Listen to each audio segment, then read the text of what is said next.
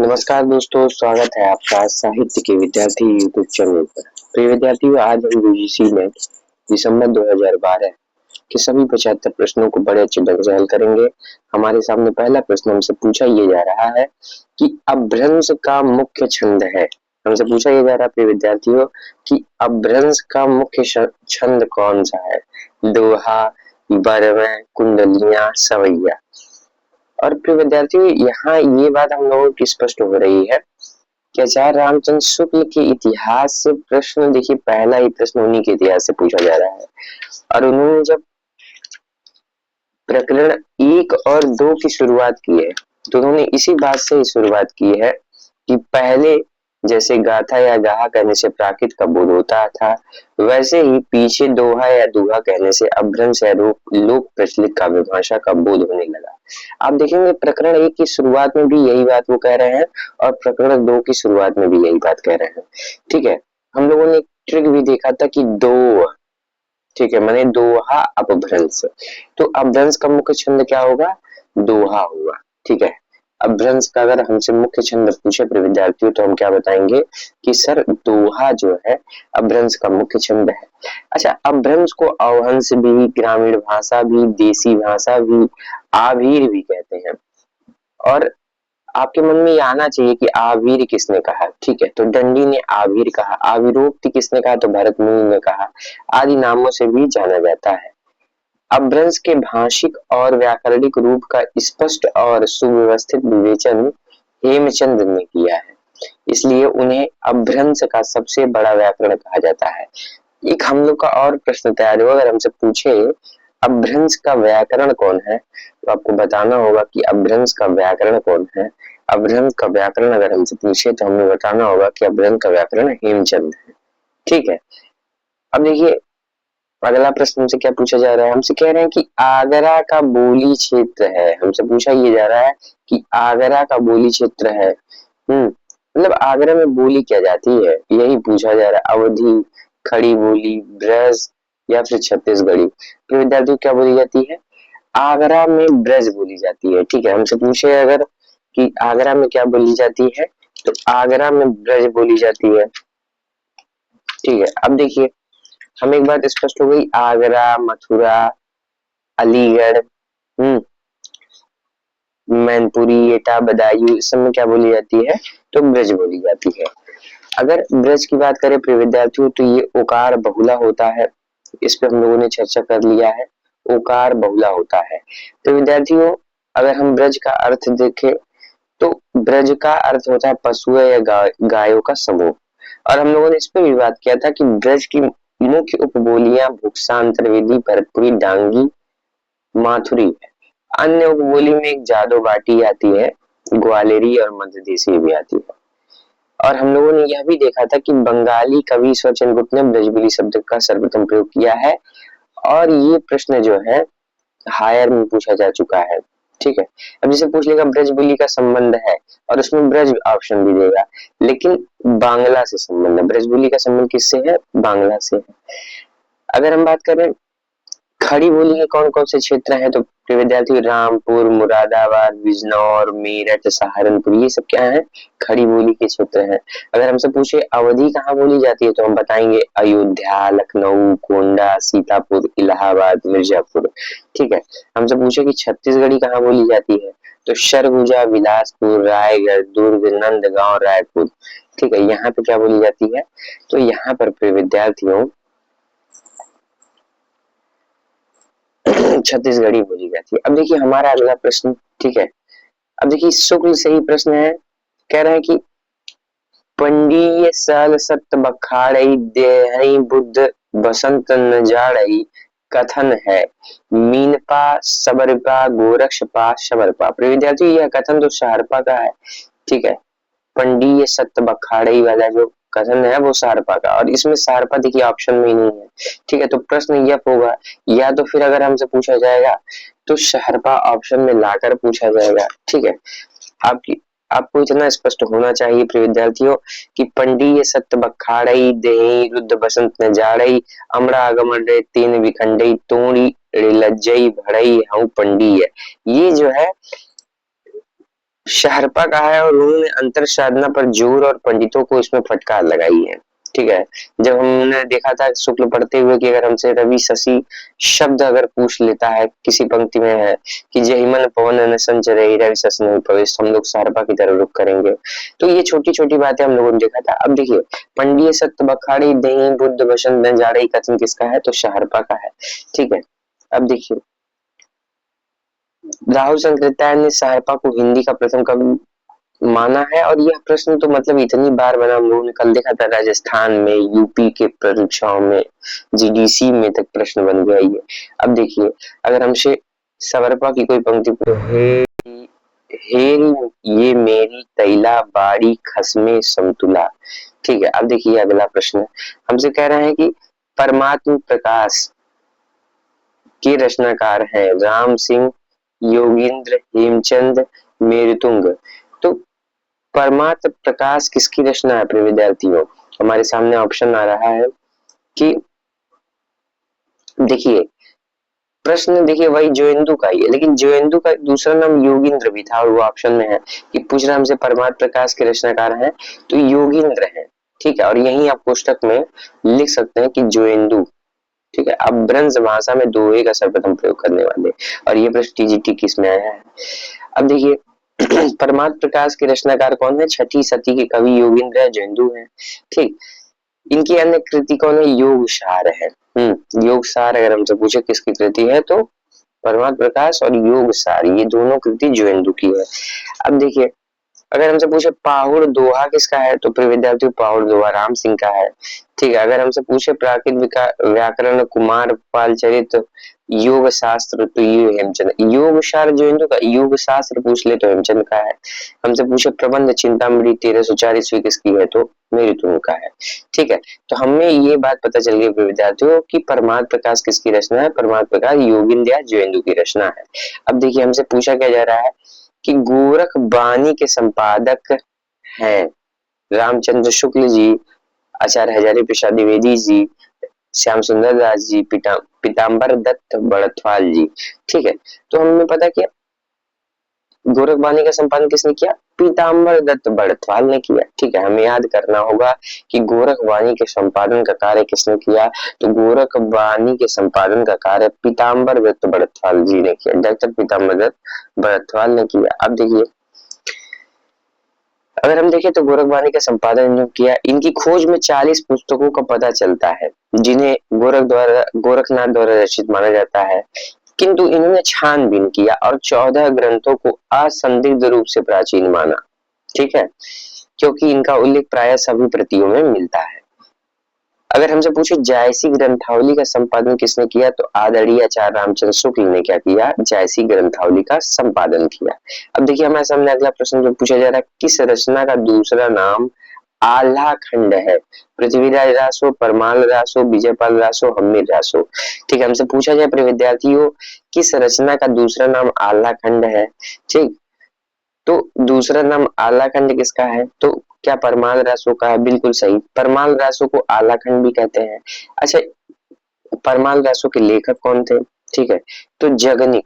ठीक है, 13वीं सदी में जगनिक नाम में एक कवि थे। उन्होंने क्या किया? उन्होंने एक वीरगाथात्मक काव्य लिखा जिसका नाम परमाल रासो है। इसमें महोबा के राजा परमाल देव के दो वीरों आला और उदल की वीरता का वर्णन है। ठीक है, महोबा के राजा थे कौन? राजा परमाल। अब राजा परमाल के दो वीर कौन थे? आला और उदल। इनकी इनकी वीरता का वर्णन है विद्यार्थी, इसमें क्या है? हम्म, इनकी वीरता का वर्णन है। ठीक है, अगर हम बात करें उत्तर प्रदेश में वर्षा ऋतु के दौरान आलखंड के नाम से गाया जाता है। अब देखिए, 7वां प्रश्न देखिए, 3 से 4 प्रश्न पंक्तियों से रहते हैं तो हमें पंक्ति को नहीं इग्नोर करना है। ठीक है, हमें पंक्ति को नहीं इग्नोर करना, और हम कह रहे हैं ना कि अगर हमें आचार्य शुक्ल कृत हिंदी साहित्य का इतिहास की सभी पंक्ति याद हो जाए ना तो भी हमसे पंक्ति मुझे नहीं लगता कि गलत होगा। ठीक है, अब देखिए, कह रहे सजन सकारे जाएंगे नैन मरेंगे रोए, उगती है अमीर खुसरो कबीर दादू दयाल रहीम। ठीक है, हमसे पूछा जा रहा है कि सजन सकारे जाएंगे नैन मरेंगे रोए, उक्ति किसकी है? तो यह उक्ति किसकी है? अमीर खुसरो की है। ठीक है, अमीर खुसरो की है। अगर हमसे पूछे खड़ी बोली का प्रथम कवि, तो हम बताएंगे कि सर अमीर खुसरो है। संगीत में कव्वाली गायन शैली और सितार के जन्मदाता भी ये माने जाते हैं। ठीक है, हम अगर देखें कि कबीर की कौन सी बहुत महत्वपूर्ण पंक्ति है, तो प्रिय विद्यार्थियों हमें ये मिलेगा स्पष्ट कि कई बिरहन को मीच दे कै आपा दिखलाए। ठीक है, दादू दयाल की पंक्ति अगर हमसे पूछे तो हम बताएंगे भाई रे। ठीक है, हम बताएंगे कि भाई रे ऐसा पंथ हमारा द्वैपक रहित पंख ग पूरा अबरन एका धारा। ठीक है, हमसे पूछे रहीम की पंक्ति बताइए, तो हम बताएंगे रहीम बोली कोयलिया बढ़वती ताप। ठीक है, वो रहीम बोली कोयलिया बढ़वती ताप। अब देखिए हमसे पूछ रहा है अष्टछाप के कवि हैं। हमसे पूछा ये जा रहा है कि अष्टछाप के कवि कौन है? स्वामी हरिदास हैं, ये हरिवंश हैं, प्रियादास हैं या कुंभन दास हैं?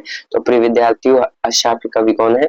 कुंभन दास है। अगर हमसे पूछे अष्टछाप के कवि कौन है, तो कुंभन दास है। सबसे बड़े कवि यही थे।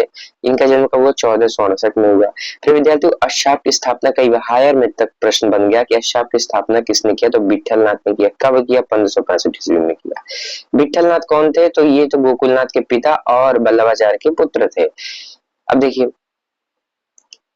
इसमें क्या हुआ, इसमें अष्टछाप में 4 शिष्य वल्लभाचार्य के और 4 विठलनाथ के। ठीक है, अष्टछाप के कवि पुष्टमार्गी सेवा विधि में भी सहयोग देते थे। अगर हम बात करें अष्टछाप के कवियों में काव्य श्रेष्ठों की दृष्टि से पहला स्थान सूरदास का है, द्वितीय स्थान नंददास का है। ठीक है, पद रचना की दृष्टि से परमानंद क्या है? श्रेष्ठ है। पद रचना की दृष्टि से परमानंद श्रेष्ठ है। अगर हम अष्टछाप के कवियों का क्रम लगा ले और ये प्रश्न बन सकता है। ठीक है, और बना भी है कि कुंभन दास 1468 में, सूरदास 1478 में, परमानंद दास 1493 में, कृष्णदास 1496 में, गोविंद स्वामी 1505 में, छीत स्वामी 1515 में, चतुर्भुज दास 1530 में, नंददास 1533 में। ठीक है, अब देखिए अगला प्रश्न से क्या कह रहे हैं? हे म्या हे म्या महा तो दर्द दीवानी, हे महा तो दर्द दीवानी मारा दर्द जाने कोई। ठीक है, हे हे महा तो दर्द दीवानी म्यारा दर्द न जाने कोई, उक्ति है सहजो बाई मीरा बाई दया बाई मुक्ता बाई। तो ये उक्ति किसकी है कि मारा दर्द न जाने कोई? मीराबाई की है। मीराबाई कहती है मारा दर्द न जाने कोई। ठीक है, अगर हम मीराबाई की भक्ति की बात करें प्रिय विद्यार्थियों, तो माधुर्य भाव परीक्षा में प्रश्न बन चुका है। अगर इनकी अन्य काव्य पंक्तियों की बात करें तो बसो मेरे नैनन में नंदलाल, ये पंक्ति किसकी है? इन्हीं की है कि मोहन मूरत सावर सूरत नैना बने रसाल। ठीक है, ये पंक्ति किसकी है? तो यह भी पंक्ति जो है मीराबाई जी की है। अब देखिए हमारे सामने पंक्ति से देखिए पहला प्रश्न आया, हमसे पूछा गया कि सजन सकारे जाएंगे नैन मरेंगे रोए। अब देखिए 10 प्रश्नों में तीसरा प्रश्न हमसे पंक्ति से पूछने जा रहा है। अब देखिए अगर ऐसे प्रश्न एक पेपर में 10 प्रश्न बना दिए, 15 प्रश्न अगर पंक्ति से बना दिया ना, तो ये जान लीजिए सब लोग परेशान होने वाले हैं। अब देखिए कह रहे हैं मांग के खइबो मसीत को सोइबो, लइबो को एक न दैबो को दोए। ठीक है, मांग के खइबो मसीत के सोइबो। ठीक है, अब देखिए लइबो को एक न देबो को दोए। अब ये पंक्ति किसकी है? अब देखिए कह रहे रामचरितमानस, तो ये पंक्ति स्पष्ट है कि तुलसीदास की है। अब किस रचना से संबंध रखती है? रामचरितमानस, विनय पत्रिका, गीतावली, कवितावली। तो प्रिय विद्यार्थी ये संबंध किससे रखती है? कवितावली से संबंध रखती है। ठीक है, कवितावली से संबंध रखती है पंक्ति। कि मांग के खइबो मसीत को सोइबो, लइबो को एक न देवे को दोए। ठीक है, ये कवितावली से संबंध रखने वाली पंक्ति है। तुलसीदास ने मीन की सजनी का वर्णन कवितावली में किया। अगर हमसे पूछे तुलसीदास ने मीन की सनिचरी का वर्णन किस ग्रंथ में? तो कवितावली में। अगर हमसे पूछे प्रिय विद्यार्थियों रामचरितमानस की कोई मुख्य पंक्ति या काव्य पंक्ति बताइए, तो ईश्वर अंश जीव अविनाशी चैतन्य अमल सहज सुख राशि। अगर हमसे पूछे विनय पत्रिका की बहुत महत्वपूर्ण पंक्ति है कि अब लो न सामी अब नो न सयो, राम कृपा भव निशा सिरानी जो फिर मैं डसियो। ठीक है। अच्छा, कवितावली का एक दूसरा नाम भी कभी पूछा जा सकता है। कवितावली का दूसरा नाम कवित रामायण भी कहा जाता है इसको। ठीक है, कवित रामायण भी कहा जाता है। अब देखिए, हमसे कह रहे हैं कि मुल्ला वजही की, हाँ, रचना है। मुल्ला वजही की कौन सी रचना है? कुतुब मुश्तरी, कदम राव व पदम राव, शिकारनामा, इरशादनामा। ठीक है, तो मुल्ला वजही की रचना कौन सी है? कुतुब मुश्तरी 619 ईस्वी में, 1619 ईस्वी में। ठीक है, कुतुब मुश्तरी। आप लिखिए कि मुल्ला वजही की कौन सी रचना है, तो मुल्ला वजही की रचना कौन सी है? तो मुल्ला वजही की रचना प्रिय विद्यार्थियों कुतुब मुश्तरी है। क्या है? कुतुब मुश्तरी है। हमसे पूछे प्रिय विद्यार्थियों कि मुल्ला वजही की रचना क्या है, तो कुतुब मुश्तरी है। ठीक है, मुल्ला वजही की रचना क्या है, तो कुतुब मुश्तरी है। अगर हमसे पूछे प्रिय विद्यार्थियों कि शिकारनामा किसकी है, शिकारनामा, तो आपको बताना होगा ख्वाजा बंदा नवाज गेसुदराज की है। इरशादनामा पूछ ले, बताना होगा बुरहानुद्दीन जानम का है। ठीक है, प्रिय विद्यार्थियों अगर हम बात करें मुल्ला वजही मोहम्मद कुली कुतुब शाह के समकालीन थे। किसके? कुतुब शाह के समकालीन थे। कुतुब शाह की प्रेम कहानी पर मुल्ला वजही ने कुतुब मुश्तरी, ठीक है, कुतुब मुश्तरी कौन थे? उन्हीं के समकालीन थे कुतुब शाह, मतलब कुतुब शाह के समकालीन मुल्ला वजही थे। और उनके प्रेम को आधार माने कुतुब शाह के प्रेम को आधार बनाकर मुल्ला वजही ने कुतुब मुश्तरी लिखा। इसके नायक कुतुब शाह है तथा यह मसनवी शैली में लिखी है। ठीक है, अब देखिए हमसे पूछ रहा है अगला ग्रंथ प्रताप शाही की रचना नहीं है प्रिय विद्यार्थियों। ठीक है, हमसे पूछ रहा है कि प्रताप शाही की रचना कौन सी नहीं है। ठीक है, काव्य विलास, व्यंग्यार्थ कौमुदी, नवरस तरंग, श्रृंगार मंजरी। ठीक है, तो कौन सी रचना प्रताप शाही की नहीं है? नवरस तरंग, ये किसकी है? तो नवरस तरंग किसकी है? बेनी प्रवीण की है। ठीक है, अगर हमें ध्यान है कि नवरस तरंग किसकी रचना है, तो रीत काल के रीतबद्ध कवि थे कि बेनी प्रवीण की है। ठीक है, अगर हम बात करें प्रताप शाही के अन्य रचनाओं, जैसे मान लीजिए काव्य विलास, ठीक है, व्यंग्यार्थ कौमुदी, श्रृंगार मंजरी, ये सारी रचनाएं किसकी हैं? तो प्रताप शाही की हैं। ठीक है, हमें ध्यान रखना होगा अपने विद्यार्थियों, काव्य विलास नामक रचना कौन किसने किया? तो प्रताप शाही ने किया। ठीक है, व्यंग्यार्थ कौमुदी नामक रचना किसने किया? प्रताप शाही ने किया। और इसी व्यंग्यार्थ कौमुदी से एक पंक्ति बड़ी फेमस है। ठीक है, अब देखिए नवरस तरंग नामक रचना किसने किया? तो बेनी प्रवीण ने किया। ठीक है, बेनी प्रवीण रीतिबद्ध काव्यधारा के कवि थे। ठीक है, अब देखिए अगला प्रश्न तो कह रहे हैं छत्र प्रकाश प्रबंध काव्य के रचनाकार हैं। छत्र प्रकाश नामक प्रबंध काव्य के रचनाकार कौन है? क्या सूदन है, लाल कवि है, भूषण है, पद्माकर है? ठीक है, तो हमसे क्या पूछ रहे हैं? छत्र प्रकाश किसकी रचना है? ठीक है, क्या तो छत्र प्रकाश प्रबंध काव्य किसका है? ठीक है, छत्र प्रकाश देखिए लाल कवि का है। ठीक है, लाल कवि का। अगर हमसे पूछे छत्र साल दशक, ठीक है, देखिए कंफ्यूजन तब भूषण की रचना होगी। अगर हमसे पूछे छत्र प्रकाश नामक प्रबंध काव्य के रचनाकार कौन है, तो प्रिय विद्यार्थियों राजा छत्रसाल के जीवन चरित्र पर आधारित छत्र प्रकाश के लेखक रीतिबद्ध धारा के कवि लाल कवि हैं और ये प्रबंध काव्य है। ठीक है, प्रश्न में भी हमें बता दिया है। शूरन की रचना की बात करें तो सुजान चरित, भरतपुर के राजा सुजान सिंह की युद्धों का वीर गाथात्मक वर्णन है इसमें। भूषण की बात करें तो शिवराज भूषण 1673, शिवा बावनी, छत्रसाल दशक। ठीक है, पद्माकर की बात करें अगर तो पद्माभरण, जगत विनोद, गंगा लहरी, ये सारी रचनाएं किसकी हैं? तो ये सारी रचनाएं पद्माकर की है। प्रिय विद्यार्थियों हमें याद करना होगा, हमें याद करना होगा। हमसे एग्जामिनर पूछे कि बताइए हमें छत्र प्रकाश नामक प्रबंध काव्य के लेखक कौन है? ठीक है, हमसे पूछे कि छत्र प्रकाश नामक प्रबंध काव्य के लेखक कौन है, तो प्रिय विद्यार्थियों आपको बताना होगा कि लाल कवि है। ठीक है, अब देखिए अगला प्रश्न से क्या पूछ रहा है, निम्नलिखित में से कौन नीतिकार कवि नहीं है?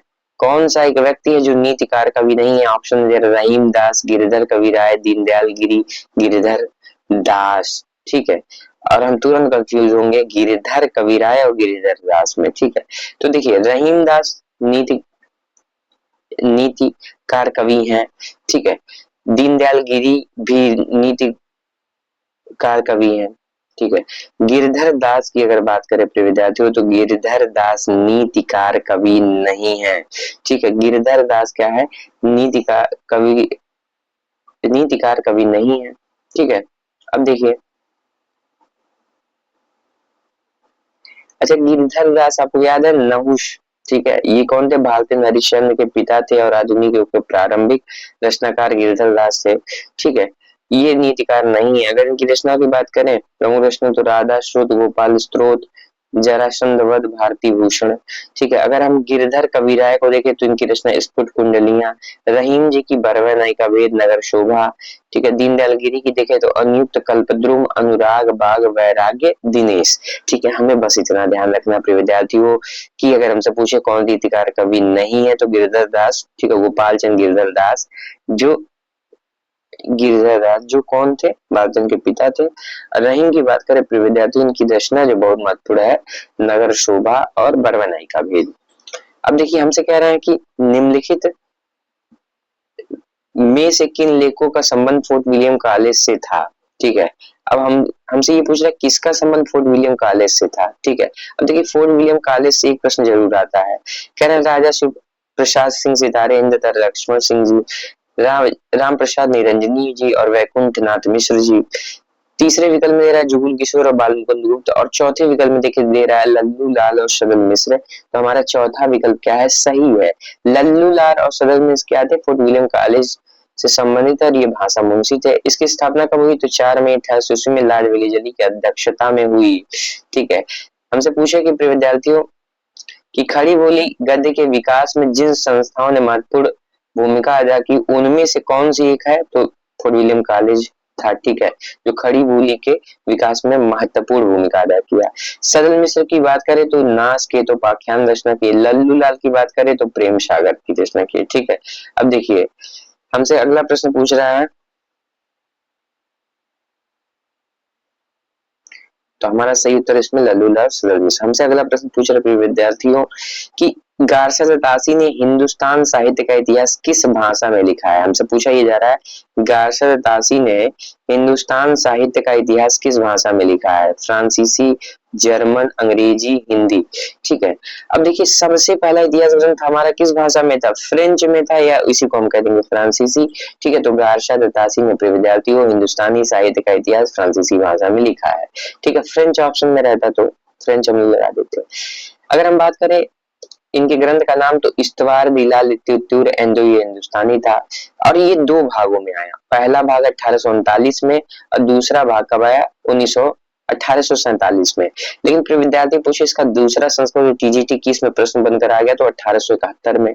ठीक है, डॉक्टर लक्ष्मी सागर वासुदेव ने इस ग्रंथ का वर्णित हिंदी रचनाकारों से संबंधित सामग्री का हिंदी अनुवाद हिंदुई साहित्य का इतिहास शीर्षक से 1952 में प्रकाशित किया, और यह प्रश्न परीक्षा में पूछा जा चुका है। ठीक है, कि किसने इसका हिंदी में अनुवाद किया। The modern vernacular literature of Hindustan का हिंदी में अनुवाद अगर पूछे तो कौन हो, किशोरी लाल गुप्त ने 1957 में हिंदी साहित्य का प्रथम इतिहास नाम से। ठीक, और ये दोनों प्रश्न बनता है।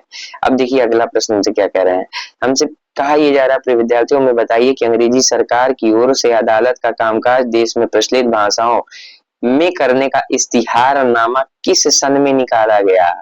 ठीक है, हमसे पूछा जा रहा है अंग्रेजी सरकार की ओर से अदालत का काम काज देश की प्रचलित भाषाओं में करने का जो इश्तिहार था वो किस वर्ष निकाला गया, क्या 1836 में निकाला गया, 1946 में, 1826 में, 1816 में।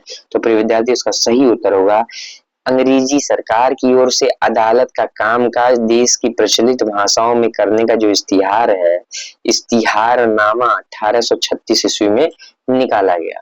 ठीक है, और इसमें इस बात का जिक्र था अपने विद्यार्थियों की अब से अदालती जो कामकाज के लिए हिंदी में भी आवेदन या प्रार्थना पत्र स्वीकार किए जाएंगे। ठीक है, अब देखिए अगला प्रश्न हमसे क्या पूछा रहा है, लोगन कवित्व की वो खेल करी जानो है उक्ति किसकी है, या किसकी उक्ति है, लोगन कवित्व की वो खेल करी जानो है, ठाकुर की। ठीक है, या फिर घनानंद की, केशवदास की, मतीराम की। तो प्रिय विद्यार्थियों इसका सही उत्तर होगा ये रीति मुक्त धारा के कवि ठाकुर की पंक्ति है। किसकी पंक्ति है, रीति मुक्त काव्य धारा के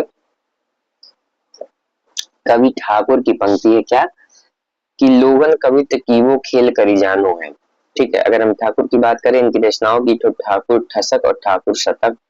ठीक है, घनानंद की पंक्ति बहुत फेमस है, लोग हैं लागी कवित बनावत मोहितो मेरे कवित बनाओ है। ठीक है, केशवदास की पंक्ति पूछा है तो माँ तू कहाँ नृपताप गए सुरलोका ही क्यों सुतलोक किए।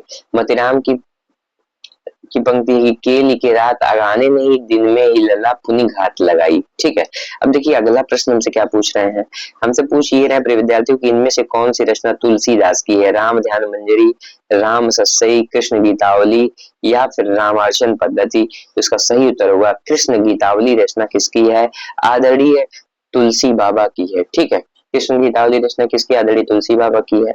अगर हम बात करें ब्रज भाषा में रचित इस गीत काव्य, ठीक है, अगर इसी भाषा की बात करें तो ब्रज में मुक्तक में भगवान के लोक रंजक रूप तथा कृष्ण का बाल चरित गोपिका प्रेम व मथुरा गमन भ्रमर गीत का वर्णन है।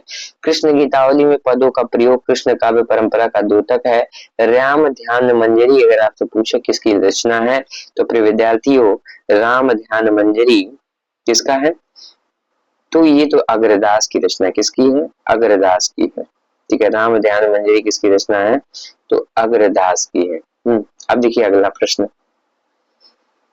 हमसे पूछा जा रहा है, यह काव्य पंक्ति हिंदू मग पर पाँव न राख्यो का जो बहुत हिंदी भाख्यों किसकी है, जायसी नूर मोहम्मद मंजन कुतुबन।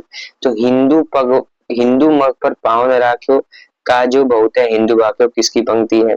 ठीक है, नूर मोहम्मद की है, जायसी की है, मंजन की है। तो ये जब उपालंब सुनने को मिल रहा था तो देखिए उपालंब इंद्रावती में सुनने को मिलता है। ठीक है, लेकिन हिंदू मग पर पाँव न राख्यो का जो बहुत है ये अनुराग बांसुरी की पंक्ति है। तो नूर हमें कुल ये जानना है कि ये नूर मोहम्मद की पंक्ति है। नूर मोहम्मद की रचना है क्या, 1744 ईस्वी में इंद्रावती है और अंतिम जो है इनकी अनुराग बांसुरी 1764 में। सूफी काव्यधारा के एक प्रसिद्ध कवि थे ये। अब देखिए अगर हमसे पूछे कुतुबन की कोई मुख्य पंक्ति बता दीजिए फेमस, तो हम बताएंगे रुक्मणी पुनि वैसही मरी गई कुलवंती सतसो सती भई। ठीक है, जैसी अगर हमसे पूछे जही पंक्ति की निरह होए कहे विरह की बात। ठीक, अगर हमसे पूछे मंजन की कोई पंक्ति बताइए तो देखत ही पहचान तोई एहि रूप जेहि छंद्र्यो मोही। अब देखिए अगला प्रश्न हमसे पूछा ये जा रहा है कि अब देखिए चौथा प्रश्न हमसे, अब पांचवा प्रश्न हम पहुंच गए जो 20 प्रश्नों में से केवल 5 प्रश्न पंक्तियों से कह रहे हैं, कबीर कानि राख नहीं वर्णा श्रम सट दर्शनी।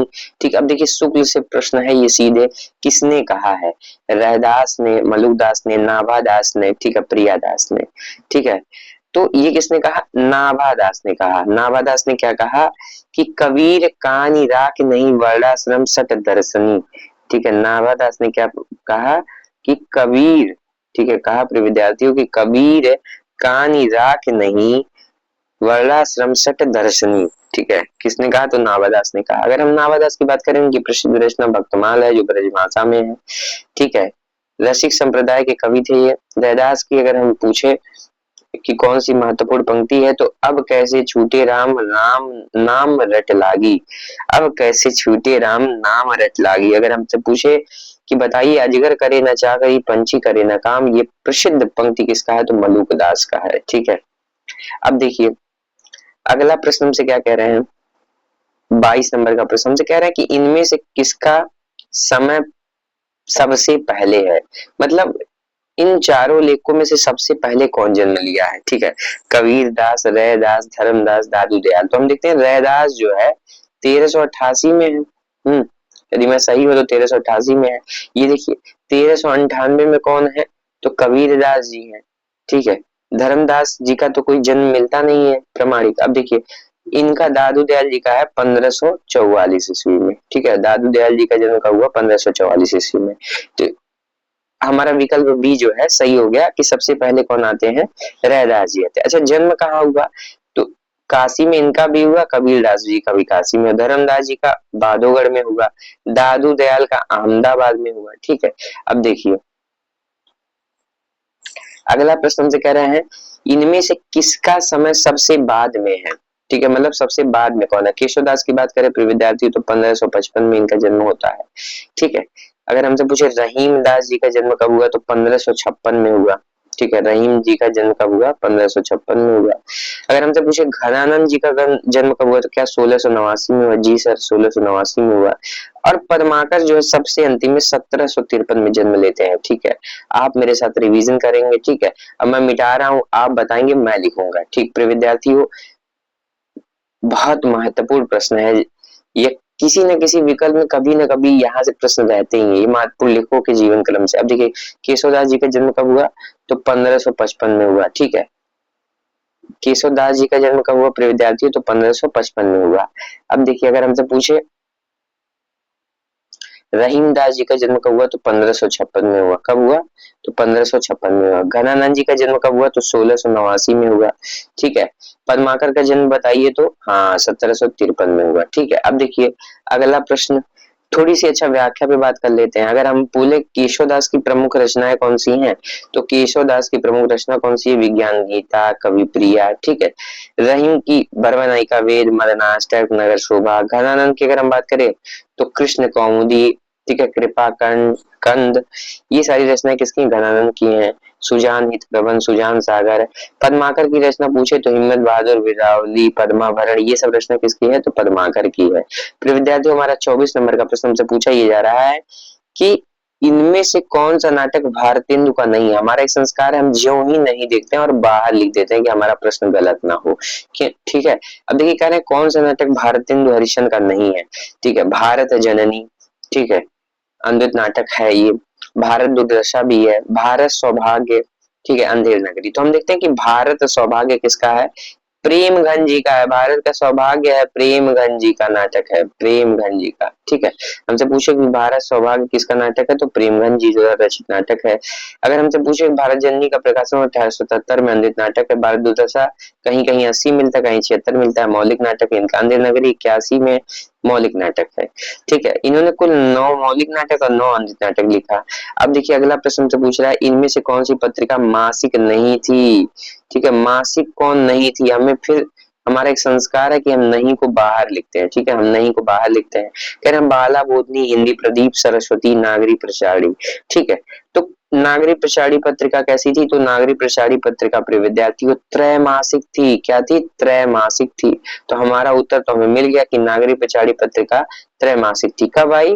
तो 1896 में। देखिए 1893 नागरी प्रचारी सभा की स्थापना होती है श्याम सुंदर दास, ठाकुर शिव कुमार सिंह, पंडित रामनारायण मिश्र के।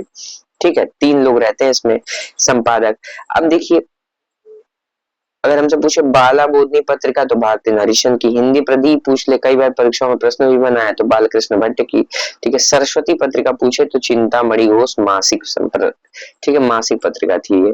अब देखिए हमसे कह रहे हैं कि निम्न में कौन सा उपन्यास काशीनाथ सिंह का है? ठीक है, रेहन पर रघु, चाक, एक ब्रेक के बाद, ग्लोबल गांव के देवता। ठीक है, तो रेहन पर रघु किसका है? काशीनाथ सिंह का है। कब लिखा गया? 2008 में। ठीक है, रेहन पर रघु प्रिय विद्यार्थियों किसका है?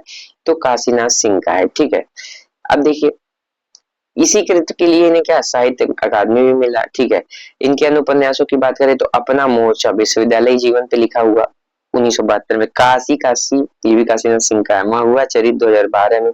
उपसंहार नामक उपन्यास किसने लिखा? तो यह भी काशीनाथ सिंह ने लिखा। अगर हम चाक की बात करें प्रिय विद्यार्थी तो किसका है? तो मैत्रेय पुष्पा का है। एक ब्रेक के बाद नामक उपन्यास की लेखिका कौन है? अलका सरावगी है। अलका सरावगी कहती है एक ब्रेक के बाद। ग्लोबल गांव के देवता अगर हम देखें तो रणेंद्र है, और यहाँ से प्रश्न आया कि किसे सर्वोच्च देवलोक मानते हैं ग्लोबल गांव के देवता में? तो उसमें न्यूयॉर्क ये ऑप्शन ऑप्शन था, और ये प्रश्न प्रिय विद्यार्थियों टीजीटी की इसमें प्रश्न बनकर आ गया। ठीक है, तो ग्लोबल गांव के देवता किसका? रणेंद्र का है। पुनः रिवीजन करते हैं। अगर हमसे पूछे अपना मोर्चा नामक उपन्यास, उपसंहार नामक उपन्यास, काशी का 80 नामक उपन्यास, महुआ चरित नामक उपन्यास किसने लिखा? तो काशीनाथ सिंह ने लिखा। ठीक है, एक ब्रेक के बाद किसका है? तो अलका सरावगी का है। अगर हमसे पूछे चार नामक उपन्यास तो हम बताएंगे मैत्रेय पुष्पा का। ग्लोबल गांव का देवता रणेंद्र का है। अब देखिए हमसे कह रहे हैं निम्न लिखित में से किन साहित्यकारों का जन्म शताब्दी वर्ष सन 1911 था? मतलब अब देखिए जन्म शताब्दी वर्ष 1911 था। मतलब कौन कौन लोग 1911 में जन्म लिए थे? ठीक है, तो अब देखिए हमारे सामने ऑप्शन है बच्चन, दिनकर, राम कुमार वर्मा, सुभद्रा कुमारी चौहान, अज्ञेय, त्रिलोचन, मुक्तिबोध, महादेव वर्मा, नागार्जुन, अज्ञेय, केदारनाथ अग्रवाल, शमशेर, नागार्जुन, भैरव प्रसाद गुप्त, उपेंद्र नाथ तस्क, भीष्म साहनी। तो प्रिय विद्यार्थियों हम देखते हैं जब नागार्जुन का जन्म कब हुआ 1911 में, ठीक है। अज्ञेय जी का भी जन्म 1911 में, ठीक है। केदारनाथ अग्रवाल जी का भी जन्म 1911 में। शमशेर जी का भी जन्म कब हुआ 1911 में, शमशेर बहादुर सिंह जी का। तो हमारा विकल्प सी जो है ना प्रिय विद्यार्थी वो सही हो जाता है कि नागार्जुन, अज्ञेय, केदारनाथ अग्रवाल, शमशेर बहादुर सिंह, इन लोगों का जन्म कब हुआ 1911 ईस्वी में हुआ। अब देखिए हमारे सामने अगला प्रश्न क्या है, हमसे कह रहे हैं कि अलंकार बताइए। अब बहुत हमें बता चुके, अब हमको अलंकार बताइए, ठीक है। तो हमसे कह रहा है दृढ़ ऊर्जत टूटत कुटुंब जुरत चतुर चित प्रीति, ठीक है। नैन उनका लड़ रहा है, परिवार टूट रहा है, तो क्या हुआ, ये असंगति हुआ, ठीक है। कह रहे हैं विरोधाभास, असंगति, विभावना, निदर्शना। तो इसमें क्या हो जाएगा, असंगति अलंकार हो जाएगा कि दृढ़ ऊर्जत, नैन तो आप लोगों के मिल रहे हैं, जुरत चतुर चित प्रीति में कौन सा अलंकार, तो असंगति। अब देखिए अगला प्रश्न कह रहे हैं कि निम्नलिखित में से 10 द्वारे का पिंजरा उपन्यास की रचनाकार हैं अनामिका, अलका सरावगी, मधु कांकरिया, नासिरा शर्मा, ठीक है। हमसे ये पूछा जा रहा है विद्यार्थियों कि 10 द्वारे का पिंजरा किसका उपन्यास है, तो अनामिका द्वारा लिखित उपन्यास है। 10 द्वारे का पिंजरा किसका है, अनामिका का द्वारा लिखित है। अगर हम अनामिका के अन्य उपन्यासों की बात करें विद्यार्थियों तो तिनका, जिनके तिनके पास, बिल्लू, शेक्सपियर, पोस्ट बस्तर, ठीक है, आईना साज, लालटेन बाजार, ठीक है। पुनः रिवीजन करेंगे, हमसे पूछा अनामिका के अन्य उपन्यास बताइए। पहले तो ये क्लियर होना चाहिए कि 10 द्वारे का पिंजरा किसका है, तो प्रिय विद्यार्थियों 10 द्वारे का पिंजरा जो है अनामिका का है। अगर हमसे पूछे तिनका, तिनके पास, बिल्लू, शेक्सपियर, पोस्ट बस्तर, ठीक है, ये किसका है, तो अनामिका का है। आईना साज पूछ ले तो अनामिका का है। लालटेन बाजार पूछ ले तो अनामिका का है। अगर हमसे पूछे अलका सरावगी के अन्य उपन्यास बताइए तो कलिकथा, वायु व्यापास, एक ब्रेक के बाद हम लोगों ने इसके पहले विकल्प में देखा था, ठीक है। मधु कांकरिया के उपन्यास तो सलाम आखिरी, सूखते चिनार, ठीक है। नासिर शर्मा का पूछे तो सात नदियां एक समंदर और शालमली, ठीकरे की मंगनी, ये सब किसका है, नासिरा शर्मा का है। अब देखिए हमसे अगला प्रश्न पूछ रहा है कथा सतीसर की लेखिका है, ठीक है। क्या चंद्रकांता है, नीलाक्षी सिंह है, ठीक है। अब इस पे इनको ब्याज सम्मान भी मिला है। चित्रा मुदगल है या फिर प्रिय विद्यार्थियों क्षमा शर्मा है। तो कथा सतीसर की लेखिका कौन है, चंद्रकांता है। कथा सतीसर की लेखिका कौन है, चंद्रकांता है। चंद्रकांता की अगर हम बात करें तो इनका एक अंतिम साक्ष्य भी उपन्यास था, ठीक है। अर्धार्तर भी उपन्यास है। ऐलान गली जिंदा है, ठीक है, इन्हीं का है। बाकी सब खैरियत है, इन्हीं का उपन्यास। अगर हम चित्रा मुदगल के उपन्यासों की बात करें तो एक जमीन अपनी, आवा, गिलगढ़, ये सब किसका है, चित्रा मुदगल का है। क्षमा शर्मा की बात करें तो दूसरा पार्ट और मोबाइल, हम्म। अब मुन्नी मोबाइल पूछ ले तो प्रदीप सौरभ, ठीक है, ये भी प्रश्न नेट की परीक्षा में पूछा जा चुका है।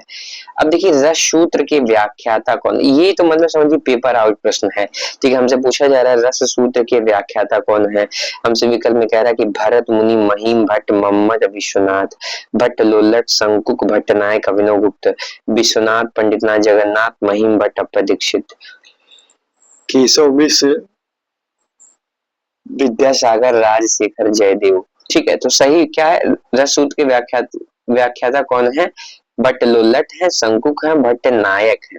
अब देखिए नाटक हो गया, ये भट्ट नायक हो और अभिनव गुप्त है। तो हमारा विकल्प बी सही हो गया, ठीक है, हमारा विकल्प बी सही हो गया। अब देखिए अगर हमसे पूछे भट्ट लोलट पे किस दर्शन का प्रभाव पड़ा, तो मीमांसा, शंकुक पे न्याय, भट्टनायक पे सांख्य और अभिनव गुप्त पे शय। अगर हमसे पूछे कि आचार्य भट्टलोल ने कौन सा मत दिया, तो उत्पत्तिवाद, शंकुक ने अनुमितिवाद, भट्टनायक ने भुक्तिवाद, अभिनवगुप्त ने अभिव्यक्तिवाद का मत दिया, ठीक है। अब देखिए हमसे अगला प्रश्न पूछा जा रहा है प्रिय विद्यार्थियों कि हमें ये बताइए हिंदी दैनिक समाचार सुधावर्षण के संपादक हैं, ठीक है। हमसे पूछा ये जा रहा है हिंदी दैनिक समाचार सुधावर्षण के संपादक कौन है, जुगुल किशोर हैं या फिर श्याम सुंदर सेन है, बाल मुकुंद गुप्त है या राधा कृष्ण दास है, ठीक है। तो इसका सही उत्तर क्या होगा, इसका सही उत्तर होगा कि हिंदी दैनिक समाचार सुधा वर्षण के संपादक कौन है? ठीक है, तो श्याम सुंदर सेन है। कहाँ से प्रकाशित है? तो कलकत्ता से प्रकाशित होती थी। अगर हम उदंत मार्तंड की बात करें तो जुगुल किशोर है, साप्ताहिक कलकत्ता से। अखबारे चुनार किसका है? एक उर्दू पत्र था प्रिय विद्यार्थियों, ठीक है, बाल मुकुंद गुप्त ने अखबारे चुनार, ठीक है, अखबारे चुनार नामक जो है पत्रिका का संपादन किया, ठीक है। अब देखिए चुनार से निकलती थी। अब देखिए हमसे कह रहा है द न्यू क्रिटिसिज्म पुस्तक के लेखक है, ठीक है, हमसे पूछ रहा है द न्यू क्रिटिसिज्म पुस्तक के लेखक हैं जॉन क्रोरैमसन, जाक देरिडा, रोला बार्थ सास्यूर। तो इसका सही उत्तर होगा द न्यू क्रिटिसिज्म पुस्तक के लेखक जॉन क्रोरैमसन है, ठीक है। रैनसम, अब जैसे the new criticism, ransom, new सब कुछ हो गया, जब बारिश होती है सब कुछ रैनसम, जब कुछ बारिश हो जाए तो सब कुछ नया हो जाता है, ऐसे जोड़ के दे सकते हैं, ठीक है। The new criticism, ransom. अब देखिए अगर हमसे पूछे ऑफ ग्रामेटोलॉजी किसकी पुस्तक का नाम है? तो जॉक देरिडा का ऑफ ग्रामेटोलॉजी। हमसे पूछे the death death of the Arthur, ठीक है, तो रोला बार्थ का है। The death of the Arthur रोला बार्थ का है, ठीक। अब देखिए अब हमसे प्रश्न पूछ रहा है राइटिंग एंड डिफरेंस पुस्तक किस आलोचक की है? राइटिंग एंड डिफरेंस पुस्तक किस आलोचक की है? Michel Foucault, Virginia Woolf, Simone de Beauvoir, हाँ जॉक देरिडा। तो हम देखें कि of grammatology, writing and difference, speech and phenomena, ये सब ग्रंथ किसके हैं? जॉक देरिडा के हैं। राइटिंग एंड डिफरेंस पुस्तक किसकी है? जॉक देरिडा का है, ठीक है। हमसे पूछा जाए फिर विद्यार्थियों कि राइटिंग एंड डिफरेंस नाउ पुस्तक के लेखक कौन है? तो जॉक देरिडा है। हमसे पूछा जाए राइटिंग एंड डिफरेंस पुस्तक के लेखक कौन है? तो जॉक देरिडा है। कौन है? जॉक देरिडा है। अब देखिए अगला प्रश्न हमसे क्या पूछा जा रहा है, हमसे कह रहे हैं कि साधारणीकरण आलम्बना तो धर्म का होता है, यह कथन किसका है? आचार्य विश्वनाथ का है, आचार्य अभिनवगुप्त का है, आचार्य रामचंद्र शुक्ल का है, आचार्य विश्वनाथ प्रसाद मिश्र का है, ठीक है। हमसे पूछा यह जा रहा है कि साधारणीकरण आलम्बन तो धर्म का होता है, ये कथन किसका? तो आचार्य रामचंद्र शुक्ल का है। अभिनवगुप्त कहते हैं कि सहृदय का साधारणीकरण होता है। विश्वनाथ लिखते हैं कि विवाह आदि अपने पराये की भावना से मुक्त होना साधिकरण है, ठीक है। विवाह आदि अपने पराये से मुक्त होना क्या है? साधिकरण, ये विश्वनाथ बताते हैं, ठीक है। अब देखिए अगला, तो हमारा सही उत्तर इसमें क्या होगा? आचार्य रामचंद्र शुक्ल की साधारणीकरण आलम्बन तो धर्म का होता है, ये कथन किसका है? तो आचार्य रामचंद्र शुक्ल जी का है। अब देखिए अगला प्रश्न हमसे कह रहे हैं सूअर दान के लेखक हैं, ठीक है। हमसे पूछा ये जा रहा है कि सूअर दान के लेखक कौन है, हमें ये बता दीजिए, ठीक है। क्या मनोज सोनकर है, रूपनारायण सोनकर है, तुलसी राम है, या फिर जयप्रकाश करदम है? तो सूअर दान के लेखक कौन है? रूपनारायण सोनकर है, ठीक है। हमसे पूछे सूअर दान के लेखक कौन है? तो रूपनारायण सोनकर है। फिर विद्यार्थियों हमसे एग्जामिनर ये पूछे कि सूअर दान के लेखक कौन है, तो आपको बताना होगा कि सूअर दान के लेखक रूप नारायण सोनकर हैं। फिर विद्यार्थियों अगर आपसे एग्जामिनर पूछे कि सूअर दान के लेखक कौन है, तो आपको बताना होगा कि सूअर दान के लेखक रूप नारायण सोनकर है, ठीक है। कौन है? रूप नारायण सोनकर है। अब देखिए हमसे कह रहा है अगले प्रश्न में, अच्छा तुलसी राम की अगर हम बात करें तो इनकी बहुत महत्वपूर्ण नेट की परीक्षा में लगा हुआ मुर्दहिया, इन्हीं की रचना मणिकर्णिका भी इन्हीं की है। जयप्रकाश करदम की बात करें प्रिय विद्यार्थियों, ठीक है, तो करुणा, शमशान का रहस्य, छप्पर, ये सब जयप्रकाश करदम का है। अगर हम बात करें डंक नामक उपन्यास की रचना किसने किया, तो रूपनारायण सोनकर ने किया है, ठीक है। अब देखिए हमसे अगला प्रश्न पूछ रहा है कि अन्न है मेरे शब्द किस कवि की कृति है, ठीक है। बहुत ध्यान से हम लोग पढ़ेंगे, एकदम याद करते चलेंगे। अन्न है मेरे शब्द किस कवि की कृति है? स्वप्निल श्रीवास्तव की, रविंद्र श्रीवास्तव की, आलोक श्रीवास्तव की, या एकांत श्रीवास्तव की? प्रिय विद्यार्थियों को श्रीवास्तव तो जरूर है, ये बात तो स्पष्ट हो गई, ठीक है। अन्न है मेरे शब्द, ठीक है, एकांत श्रीवास्तव की कविता है, ठीक है। हमसे पूछे अन्न है मेरे शब्द किसकी कविता है, तो एकांत श्रीवास्तव की है, ठीक है। प्रिय विद्यार्थियों अगर हमसे पूछे कि अन्न है मेरे शब्द किसकी कविता है, ठीक है, अन्न है मेरे शब्द किसकी कविता है, तो एकांत श्रीवास्तव की है। इनकी अन्य कविताओं की बात करें, मिट्टी से कहूंगा धन्यवाद, नागरिक व्यथा, बीज से फूल तक, अन्य है मेरे शब्द, किसकी कविता है? तो एकांत श्रीवास्तव की है। हमसे अगला प्रश्न पूछा ये जा रहा है विद्यार्थियों, स्वप्न, अच्छा हमसे पूछे स्वप्निल श्रीवास्तव की कोई कविता बताइए, तो आपको बताना ईश्वर एक लाठी है, ठीक है, ताक पर दिया सलाई, सब स्वप्निल श्रीवास्तव का है, ठीक है। अब देखिए आलोक श्रीवास्तव का देखे तो आमीन आफरीन। अब देखिए अगला प्रश्न से कह रहा है कि अनारो किसका उपन्यास है, ठीक है, हमसे पूछा ये जा रहा है अनारो किसका उपन्यास है? ममता कालिया का, चित्रा मुदगल का, मंजुल भगत का या राजी सेठ का? तो मंजुल भगत का उपन्यास है, ठीक है। अनारो हमसे पूछे 1977 ईस्वी में लिखा गया एक उपन्यास है, वो किसका है? तो मंजुल भगत जी का है। इनके अन्य उपन्यास पूछे तो हम कहेंगे बेगाने घर में, खातुल, तिरछी बौछार, गंजी, ठीक है। अब जैसे हम हमें याद करना तो हम कैसे याद करें? हम कहेंगे अनारो माने अनार, बेगाने घर में, खातुल माने लोग खाते हैं, और देखिए तीनों क्रम में हो गया। हमसे पूछे तिरछी बौछार गंजी नामक उपन्यास किसने लिखा, तो हमें बताना होगा कि मंजुल भगत ने लिखा। अब देखिए अगर हमसे पूछे कि ममता कालिया का कौन सा उपन्यास हो, तो बेघर दुखम सुखम ममता कालिया का है।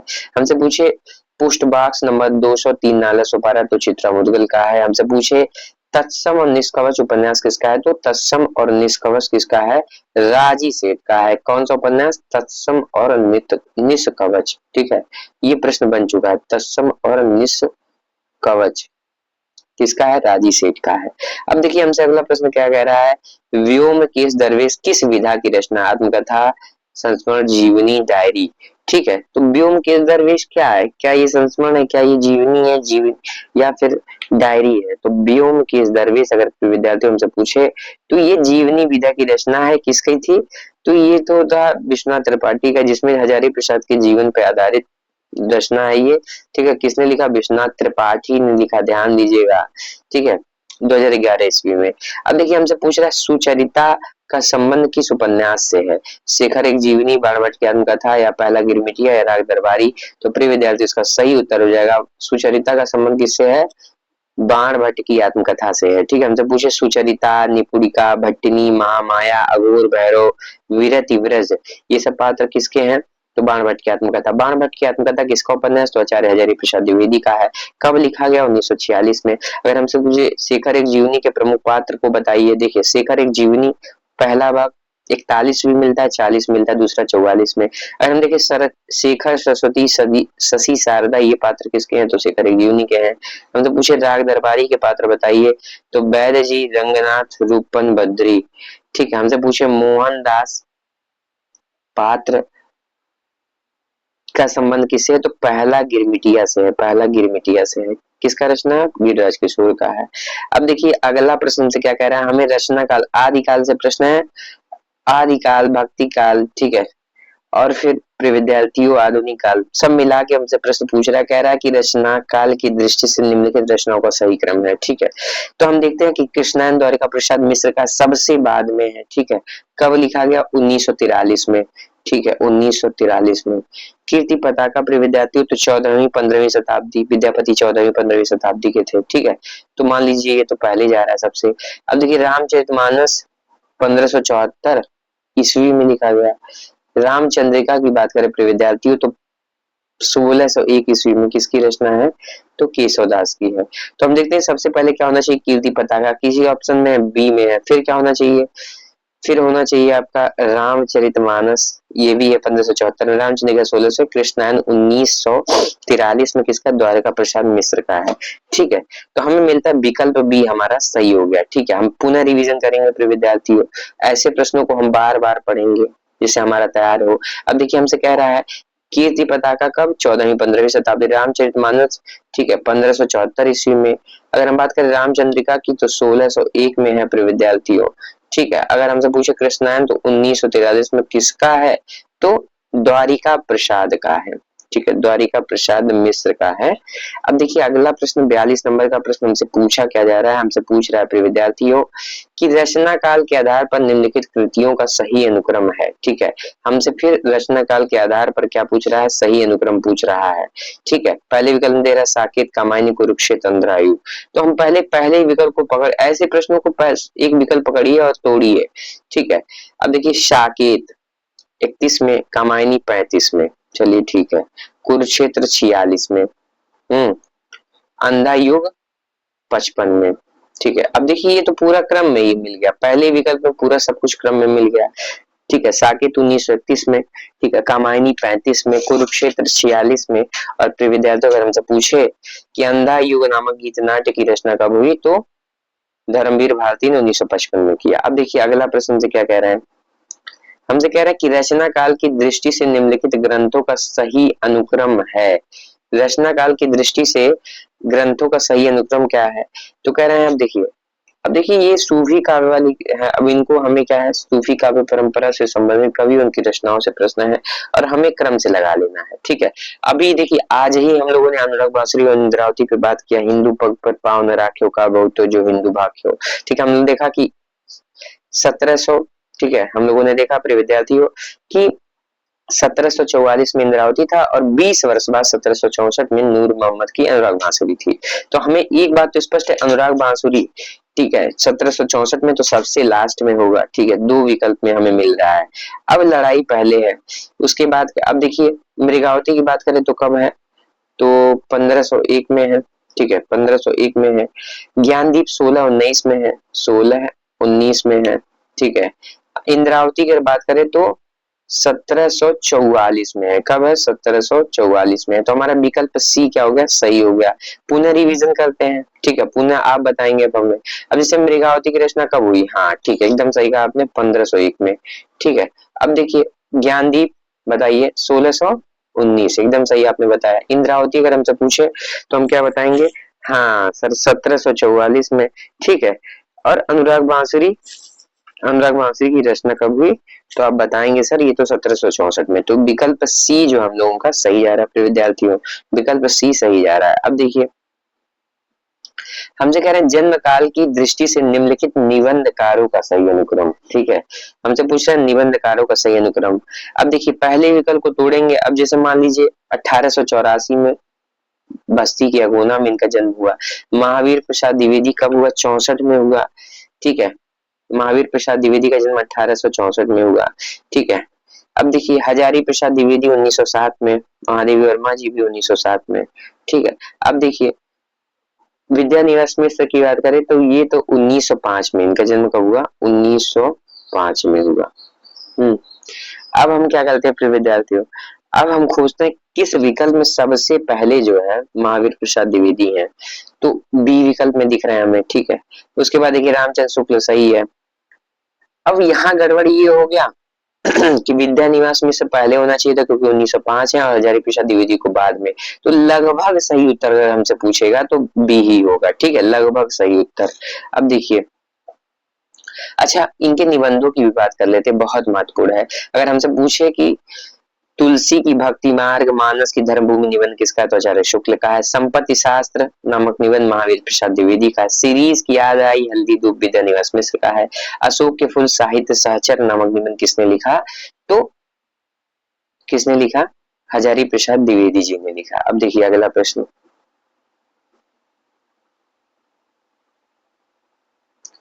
हमसे कह रहे हैं कि रचना काल, ठीक है, रचना काल के आधार पर निम्नलिखित निबंध संग्रहों का सही अनुक्रम है। ठीक है, हमसे कह रहे हैं रचना काल के आधार पर निम्नलिखित निबंध संग्रहों का सही अनुक्रम है। कौन सा सही अनुक्रम है निबंध संग्रहों का। ठीक है, अब हमें बस रचना उसका समय कब है उसके अनुसार व्यवस्थित करना। अब देखिए पहले विकल्प को पकड़ते हैं, हजारी प्रसाद द्विवेदी ने अशोक का फूल कब लिखा, ठीक है, तो 48 में लिखा। अर्धनारीश्वर, ठीक है, निबंध किसका है, तो दिनकर का। कब लिखा गया, तो 1952 में। और उपन्यास किसका है, विष्णु प्रभाकर का है। ठीक है, आत्मनेपद किसका है, तो अज्ञे जी का है। कब लिखा गया, तो 1960 में लिखा गया। श्रृंखला की कड़ियां, ठीक है, श्रृंखला की कड़ियां महादेवी वर्मा का कब लिखा गया, 1942 में। तो सबसे पहले क्या होना चाहिए, श्रृंखला का कड़िया, फिर 1948 में अशोक का फूल, अर्धनारीश्वर 52 में, आत्मनिपद 1960 में। हमारा विकल्प डी सही हो रहा है। ऐसे प्रश्नों को हम बार बार हल करेंगे, पुनः आप बताएंगे और मैं लिखूंगा। अब देखिए श्रृंखला की कड़िया कब है, तो आपने बताया सर 1942, एकदम सही। अशोक के फूल अगर हमसे पूछे 1948, एकदम सही। अर्धनारीश्वर पूछे तो कब होगा, 1952 होगा क्या, हाँ 1952 होगा। अब देखिए अगर हमसे पूछे आत्मनेपद पद तो हम बताएंगे 1960। ठीक है, आप लोगों ने एकदम सही बताया। अब देखिए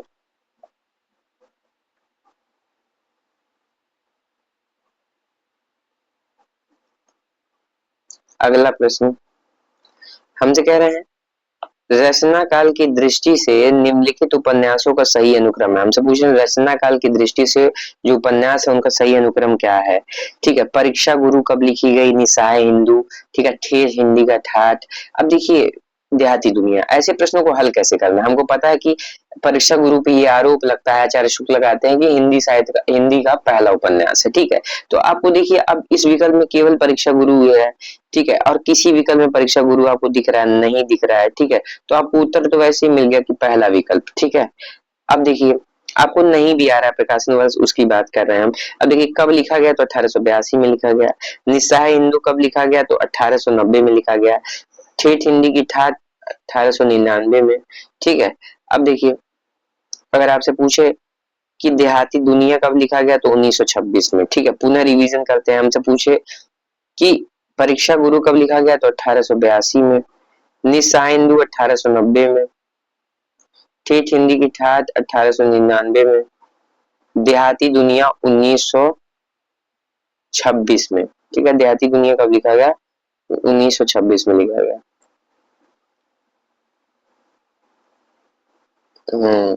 1926 में लिखा गया। अब देखिए अगला प्रश्न, देखिए पहले जो पैटर्न था ना रचना काल के अनुसार, रचना काल, और ये आज पैटर्न आपके अगर नौकरी की परीक्षाओं में देखें तो ऐसे प्रश्न आ रहे हैं, तो आप इन प्रश्नों को बड़ी गंभीरता से देखिए। कह रहे हैं हजारी प्रसाद द्विवेदी के उपन्यासों का सही अनुक्रम है। अच्छा, मेरी एक ट्रिक है हजारी प्रसाद द्विवेदी के उपन्यासों पे, बचपू, या तो बचपन याद कर लीजिए या तो बचपू याद कर लीजिए। बचपू मतलब बाण भाट की आत्मकथा, चारुचंद लेख, पुनर्नवा, नामदास का पोथा। आपको नहीं भी सम क्लियर है फिर भी आप सही कर लेंगे। ठीक है, अब ऐसे किसी में देखिए बचपू, बाण भट्ट की आत्मकथा, चारुचंद लेख, पुनर्नवा, नामदास का पोथा। विकल्प सी सही जा रहा है, लेकिन आइए इसके प्रकाशन वर्ष पर भी बात कर लेते हैं। बाण भट्ट की आत्मकथा 1946 में लिखा गया, चारुचंद लेख 1963 में, पुनर्नवा 1973 में और नामदास का पोथा प्रिय विद्यार्थी 1976 में। ठीक है, 1946 में लिखा गया। ठीक है, पुनः रिवीजन करेंगे 1963 में, 1973 में और 1976 में क्या लिखा गया तो नामदास का पोथा लिखा गया। अब देखिए अगला प्रश्न हमसे पूछा ये जा रहा है रचना काल की दृष्टि से निम्नलिखित कहानियों का सही अनुक्रम आपको बताना है। अब कहानियों का सही अनुक्रम कौन सा है।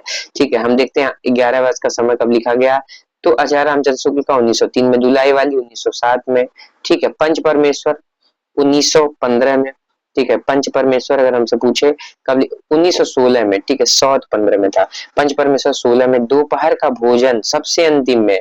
ठीक है, किसका है अमरकांत का 1956 में। ठीक है, दोपहर का भोजन, आप मेरे साथ याद करेंगे दोपहर का भोजन नामक, ठीक है, दोपहर का भोजन नामक नामक कहानी किसकी है तो अमरकांत की है। कब लिखी गई तो 46 में लिखी गई, 56 में लिखी गई। ठीक है, 56 में लिखी गई, 56 में लिखी गई। पुनः रिवीजन करते हैं। ठीक है, विकल्प ए हमारा क्या है सही जा रहा है, विकल्प ए। ठीक है, पुनः रिवीजन करते हैं। अगर हमसे पूछे 11 वर्ष का समय तो हम बताएंगे कि सर ये तो 1903 में लिखी गई। ठीक है, हमसे पूछे दुलाई वाली तो हम बताएंगे सर ये तो 1907 में लिखी गई। हमसे पूछे पंच परमेश्वर कब लिखी गई तो हम एग्जामिनर को बताएंगे सर ये तो 1516 में। दोपहर का भोजन कब लिखा गया 1956 में। किसकी कहानी है तो अमरकांत का है। ठीक है, अब देखिए हमसे अगला प्रश्न फिर नाटकों का सही अनुक्रम पूछा जा रहा है। रचना काल के आधार पर निम्नलिखित नाटकों का सही अनुक्रम बता दीजिए। ठीक है, और अपना एक प्रश्न सही कर लीजिए। अब कह रहे हैं स्कंदगुप्त, झांसी की रानी, चंद्रावली, कबीरा, खड़ा बाजार में। देखिए सबसे पहले क्या है कह रहा है कि स्कंदगुप्त कब है। ठीक है, तो ये तो 1928 में है। ठीक है, झांसी की रानी कब है तो वृंदावन लाल वर्मा को 1948 में। चंद्रावली, चंद्रावली तो प्रसाद उनका है 1976 में, भारतेंदु हरिश्चंद्र का है। ठीक है, तो सबसे पहले 1876 वाला आ जाएगा।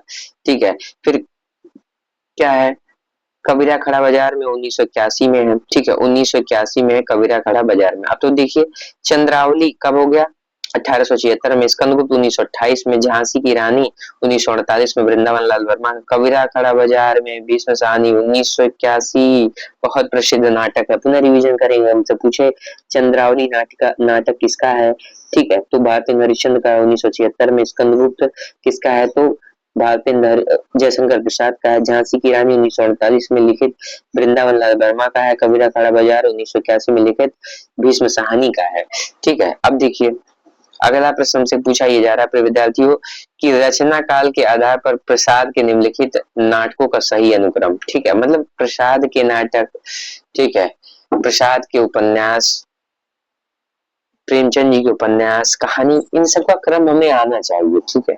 अब देखिए हमसे पूछ रहा है कि चंद्रगुप्त, अजातशत्रु, राजश्री, ध्रुव स्वामिनी, ठीक है। अब रचना काल की दृष्टि से कौन सा सही है, ठीक है।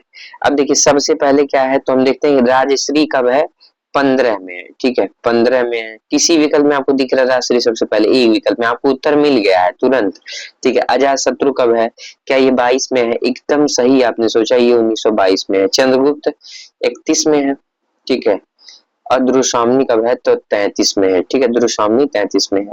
सज्जन देखिए इनका सबसे पहले 1910 में, करुणालय 12 में, विशाख 21 में, एक भूत 1930 में, ठीक है। अब देखिए अगला प्रश्न हमसे कह रहे हैं कि रचना काल की दृष्टि से निम्नलिखित आत्मकथाओं का सही अनुक्रम है, ठीक है। रचना काल की दृष्टि से सही अनुक्रम क्या होगा, तो मेरी जीवन यात्रा 1946 में किसका है, राहुल संकृत्यायन का है। मेरी जीवन यात्रा। अर्धकथा किसका है, अर्धकथा तो डॉक्टर नगेंद्र का 1988 में लिखा गया, ठीक है, 1988 में लिखा गया। क्या भूलू क्या याद करूं, ठीक है, ये बहुत महत्वपूर्ण है। क्या भूलू क्या याद करूं 1969 में लिखा गया, ठीक है, 1969 में लिखा गया। अब देखिए टुकड़े टुकड़े दास्तां अमृतलाल नागर का है और ये 1986 में लिखा गया, ठीक है। तो हमें खोजना क्या है, हमें सबसे पहले देख रहे हैं हम लोग मेरी जीवन यात्रा 1946 किसी में है, तो विकल्प ए में हमें दिख रहा है, ठीक है, विकल्प ए में हमें ये सारी चीजें दिख रही हैं। अब देखा जाए कि सारा विकल्प सही है कि नहीं ए में, तो मेरी जीवन यात्रा 1946 में। अर्धकथा, अर्धकथा हमसे पूछे तो हम बताएंगे 1988 में, ठीक है। अब देखिए कोई विकल्प नहीं सही जा रहा है। क्या बोलूं क्या याद करूं 1969 में, ठीक है। टुकड़े टुकड़े दास्तां 86 में। हमें अर्धकथा एकदम अंतिम में चाहिए, मेरी जीवन यात्रा सबसे पहले चाहिए और वह किसी भी विकल्प में सही नहीं हो रहा है, तो ये प्रश्न यफ हुआ, ठीक है, ये प्रश्न यफ हुआ। अब देख लीजिए ये प्रश्न क्या हुआ, यफ हुआ। पुनः रिवीजन करते हैं हम लोग। देखिए मेरी जीवन यात्रा कब है, 46 में है, ठीक है, 46 में है। मेरी जीवन यात्रा पूछे तो हम बताएंगे 1946 राहुल संकृत्यायन जी। अर्धकथा 1988 में है। क्या भूलू याद करूं 1969 में है। टुकड़े टुकड़े दास्तां अमृतलाल नागर का है, कब है, टुकड़े टुकड़े दास्तां 1986 में है, ठीक है, 1986 में। अब ये प्रश्न यफ हो गया क्योंकि कोई विकल्प सही नहीं। अब देखिए हमसे पूछ रहा है अगला प्रश्न, रचना काल के आधार पर निम्नलिखित कृतियों का सही अनुक्रम, ठीक है, रचना काल के आधार पर निम्नलिखित कृतियों का आपको सही अनुक्रम बताना है। भारत भारती, रस कलश, उर्वशी, शंभु, ठीक है। तो हम एक विकल्प को पढ़ते हैं, भारत भारती कब है, तो आपने बताया हाँ सर ये तो 1912 ईस्वी में है, ठीक है, और हमें लग रहा है सबसे पहले यही होगा। हाँ, रस कलश इसका प्रकाशन 1931 मिलता है, कब है, ठीक है, 1931 में है। कहीं कहीं 40 में मिलता है। उर्वशी की बात करें विद्यार्थियों तो ये दिनकर की उर्वशी है 1961 में, ठीक है, 1961 में। अब देखिए हमसे पूछे शंबुक, शंबुक नामक काव्य किसने, जगदीश चंद्र गुप्त ने लिखा। तो नई कविता वाले हैं तो बाद में होंगे सबसे, ठीक है। अब देखिए तो शंबुक मान लीजिए हम लोग सबसे लास्ट में रखते हैं और भारत भारती को पहले रखते हैं, तो हमारा क्या विकल्प ए सही जा रहा है, ठीक है। हमें नहीं आ रहा है तब भी हमारा प्रश्न सही हो जा रहा है कि भारत भारती 1912 में, रस कलश 1931 में, उर्वशी अगर हमसे पूछे तो 1961 में, ठीक है। शंबुक जगदीश चंद्र गुप्त का है और ये सबसे अंतिम में। अब देखिए अगला प्रश्न से कह रहा है रचना काल की दृष्टि से निराला की निम्नलिखित कृतियों का सही अनुक्रम बताइए। हमको ये बताइए कि रचना काल की दृष्टि से निराला की निम्नलिखित कृतियों का सही अनुक्रम कौन सा है, ठीक है। रचना काल की दृष्टि से निराला की निम्नलिखित कृतियों का सही अनुक्रम कौन सा है, ठीक। देखिए अब कह रहा है तुलसीदास, परिमल, नए पत्ते, आराधना। तो सबसे पहले क्या परिमल है, ठीक है, परिमल है। कब था, तो 1930 में था, ठीक है। तुलसीदास 38 में था, नए पत्ते 46 में। और हम बात करें अगर प्रिय विद्यार्थी आराधना 1953 में। ठीक है, आप मेरे साथ पुनः रिवीजन करेंगे, बहुत महत्वपूर्ण। ठीक है, आप मेरे साथ पुनः रिवीजन करेंगे। अब देखिए हम लोगों ने देखा कि सबसे पहले परिमल है। ठीक है, तो हमारा विकल्प डी सही हो जा रहा है। अब हमें आप बताएंगे, मैं लिखूंगा। तो परिमल कब था, तो आपने बताया कि 1930 में था। तुलसीदास कब है, तो 1938 में है। ठीक है, नए पत्ते कब है, 46 में है। आराधना कब है, तो 1953 में है। ठीक है, 1953 में है। अब देखिए अगला प्रश्न तो क्या कह रहा है, हमसे अगले प्रश्न में कुछ कह नहीं रहा, बस पूछ रहा है उपन्यासों का सही क्रम अनुक्रम बता दीजिए। रचना काल के आधार पर निम्नलिखित उपन्यासों का सही अनुक्रम है। राग दरबारी, धरती धन्ना, महाभोज, जिनी जिनी बिजी चदरिया। अब इसमें से देखिए 3 तो नेट की परीक्षा में लगा हुआ है। अब देखिए कह रहे राग दरबारी, ठीक है, 1968 ईस्वी में, 69 में साहित्य अकादमी मिला। धरती धन्ना अपना क्या 1972 में है, हाँ 1972 में है, जगदीश चंद्र का है। ठीक है, हमसे पूछे महाभोज, ठीक है, मनु भंडारी का 1979 में है। ठीक है, झीनी झीनी बीनी चदरिया, ठीक है, 1989 86 में है, किसका, अब्दुल बिस्मिल्लाह का है। ठीक है, तो हमारा देखिए विकल्प ए सही जा रहा है। विकल्प ए क्या है, सही जा रहा है। अब देखिए पुनः रिवीजन करते हैं। ठीक है, पुनः रिवीजन करते हैं, ऐसे प्रश्नों को बार बार पढ़ा जाए। ठीक है, अब देखिए राग दरबारी 1968 में, ठीक, धरती धन अपना 1972 में, महाभोज मनु भंडारी का 1989 में, जीनी जीनी बिनी चदरिया अब्दुल बिस्मिल्लाह का 1986 में। अगर हमसे पूछे राग दरबारी किसका उपन्यास धरती धन अपना जगदीश चंद्र का है, जगदीश चंद्र का है, ध्यान जगदीश चंद्र गुप्त मत बता दीजिएगा। महाभोज मनु भंडारी का, जीनी जीनी बनी चदरिया अब्दुल बिस्मिल्लाह का है। अब देखिए हमसे पूछ रहा है अगले प्रश्न में, हिंदी भाषा के विकास का सही अनुक्रम क्या है, क्या पहले संस्कृत आई या पहले पाली आई या फिर पहले अपभ्रंश आया। ठीक है, तो एक बात तो स्पष्ट है प्रिय विद्यार्थियों की पहले संस्कृत आई, फिर पाली आई, फिर प्राकृत आई, फिर अपभ्रंश आया, फिर अवहट आया, ये क्रम है। ठीक है, तो हमारा सही उत्तर क्या है, बी है। हमारा सही उत्तर क्या है कि संस्कृत पाली प्राकृत अपभ्रंश। ठीक है, संस्कृत पाली प्राकृत अपभ्रंश। अगर हम बात करें प्रिय विद्यार्थियों संस्कृत का समय कब से है, तो 1500 ईसा पूर्व से 500 ईसा पूर्व, पाली का समय 500 ईसा पूर्व से 1 ईस्वी, प्राकृत का समय 1 ईस्वी से 500 ईस्वी, अपभ्रंश का समय 500 ईस्वी से 1000 ईस्वी। ठीक है, तो विकल्प बी हमारा सही है। अब देखिए अगला प्रश्न हमसे क्या कह रहा है, हमसे कह ये रहा है ना कि हमें ये बताइए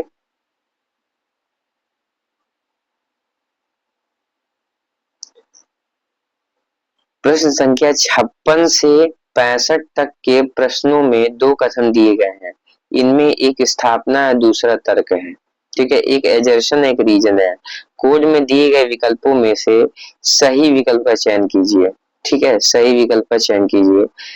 मैंने 56 से 65 तक हमें कथन और कारण के प्रश्नों को हल करना है और सही विकल्प देना और अपना प्रश्न सही करना है। अब देखिए हमसे कह रहा है स्थापना एजर्शन है, साहित्य सामूहिक अवचेतन का निषेध है। साहित्य सामूहिक अवचेतन का निषेध है। ठीक है, अब तर्क में दे रहा है क्योंकि साहित्य में सिर्फ व्यक्ति मन की अभिव्यक्ति होती है। ठीक है, तो एक बात तो स्पष्ट है, ठीक है, कि हमें इसमें एजर्शन और रीजन के प्रश्नों में कौन सही है और कौन गलत है यही बताना, ये पूरा स्पष्ट है। अब देखिए हमसे कह रहा है साहित्य सामूहिक अवचेतन का निषेध है। ठीक है, क्या है, साहित्य सामूहिक अवचेतन का निषेध है, तो ये गलत हो गया क्योंकि साहित्य सामूहिक अवचेतन का निषेध नहीं बल्कि इसके माध्यम से साहित्य का स्वरूप बनता है। ठीक है, साथ ही मिथक कलाएं आदि भी जन्म लेती हैं, तो हमारा ए तो गलत हो गया। किस विकल्प में है, मात्र एक विकल्प में, डी में। ठीक है, क्योंकि साहित्य में सिर्फ व्यक्ति मन की अभिव्यक्ति होती है। एक अब देखिए ये भी गलत है, ठीक है, ये भी गलत है, ठीक है, यह भी गलत है, तो विकल्प सी हमारा सही होगा कि साहित्य में सिर्फ व्यक्ति के मन की अभिव्यक्ति होती है। नहीं, साहित्य में अन्य अभिव्यक्तियां जैसे सामाजिक सांस्कृतिक राष्ट्रीय आयाम भी वर्णित होती है, अतः दोनों गलत है। ठीक है, अब देखिए अगला प्रश्न से क्या कह रहे हैं, विषमता और दुख सुख का द्वंद्व विकास का मूलाधार है। ठीक है, अब देखिए विषमता और सुख दुख का द्वंद्व विकास का मूलाधार है, सही बात है। विषमता और दुख सुख का जो द्वंद्व है विकास का मूलाधार है, एकदम सही है। ठीक है, क्योंकि विकास करने की ज्यादा संभावना वहां होती है जहां समानता और न्याय संगतता ना हो, अर्थात विषमता फैली हुई हो, बिना इसकी सही पहचान के विकास की भूमि तय नहीं हो सकती। अब देखिए रीजन करें क्योंकि समता से विकास असंभव है। अरे अब देखिए ये गलत हो गया। जब तक हम समानता के साथ साथ समता नहीं लाएंगे तब तक सही है, तुम विकास संभव नहीं है। तो हमारा क्या हो गया, ए सही आर गलत। किस विकल्प में है, तो सब दिख रहा है मुझे ए में, ठीक है ए में दिख रहा है। तो हमारा क्या है, ए विकल्प सही हो गया। अब देखिए 58 नंबर का प्रश्न हमसे क्या कह रहा है, स्थापना एजर्शन और रीजन से प्रश्न हमसे कह रहा है कला सामाजिक अनुपयोगिता का अनुभूत के विरुद्ध अपने को प्रमाणित करने का प्रयत्न है। ठीक है, हमसे कह रहे हैं कि कला है ना, वो सामाजिक अनुपयोगिता का अनुभूत के विरुद्ध अपने को प्रमाणित करने का प्रयत्न है। ठीक है, हाँ सही बात है। ठीक है, आगे के निबंध कला का स्वभाव और उद्देश्य से लिया गया ये पंक्ति है। इसमें ये बताया गया कि इसमें वे लिखते हैं कि कला सामाजिक अनुपयोगिता की अनुभूति के विरुद्ध अपने को प्रमाणित करने का प्रयत्न अपर्याप्तता के विरुद्ध विद्रोह है। ठीक है, अब रीजन दे रहे हैं क्योंकि कलाकार सामाजिक अभावों के खिलाफ संघर्ष करता है। एकदम सही है। कोई भी कलाकार आंखें बंद कर नहीं बैठ सकता। ठीक है, वो अंतोगत्वा कला को समाज से संबंधित पहलुओं का हस्तक्षेप करना ही पड़ेगा। ठीक है, तो क्या हुआ, दोनों सही है। तो किस विकल्प में, डी में है, दोनों सही है। अब देखिए अगला प्रश्न कह रहे हैं सौंदर्य बाहर की वस्तु नहीं है, मन के भीतर की वस्तु है। ठीक है, हमसे कह रहे हैं कि सौंदर्य बाहर की वस्तु नहीं, मन के भीतर की वस्तु। एकदम सही बात है। ठीक है, यूरोपीय दृष्टि का क्या मानना है कि सौंदर्य बाहर की वस्तु नहीं बल्कि मन के भीतर की दृष्टि है। हालांकि शुक्ल जी ने इस विचार को अपने निबंधों में कहीं कहीं विरोध किया है, लेकिन व्यापक रूप से सही मान्यता है, यही मान्यता है। तर्क में दे रहे हैं कारण कि सौंदर्य की सत्ता मन के बाहर नहीं हो सकती। अरे गलत है, क्योंकि दूसरा दृष्टिकोण यही है कि सौंदर्य वस्तु में निहित है। ठीक है, जो सौंदर्य होता है वो वस्तु में निहित होता है। जैसे शुक्ल जी कहते हैं जो वीरत्व है वो वीर कर्म से बाहर नहीं हो सकता, इसलिए ऐसा नहीं है कि सौंदर्य मन के बाहर की वस्तु नहीं हो सकती बल्कि हो सकती है।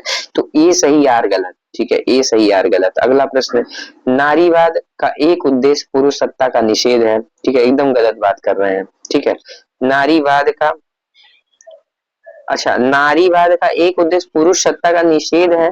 ठीक है, हाँ हाँ एकदम सही बात है, एकदम सही बात है ये कि नारीवाद का एक उद्देश्य, ठीक है संपूर्ण उद्देश्य नहीं, एक उद्देश्य पुरुष सत्ता का निषेध है। सही बात है, क्योंकि पितृ सत्तात्मक ही है जो नारी को दोयम दर्जे का मानती है तथा नारी को उसके अधिकारों से वंचित रखती है। ठीक है, रीजन में दे रहा है क्योंकि नारीवाद का एकमात्र उद्देश्य यही है। ठीक है, ये गलत है। देखिए एक उद्देश्य है लेकिन एकमात्र उद्देश्य नहीं है ये है। तो ए सही है, आर गलत है। ए सही है, आर गलत। हमारा विकल्प ए सही हो गया।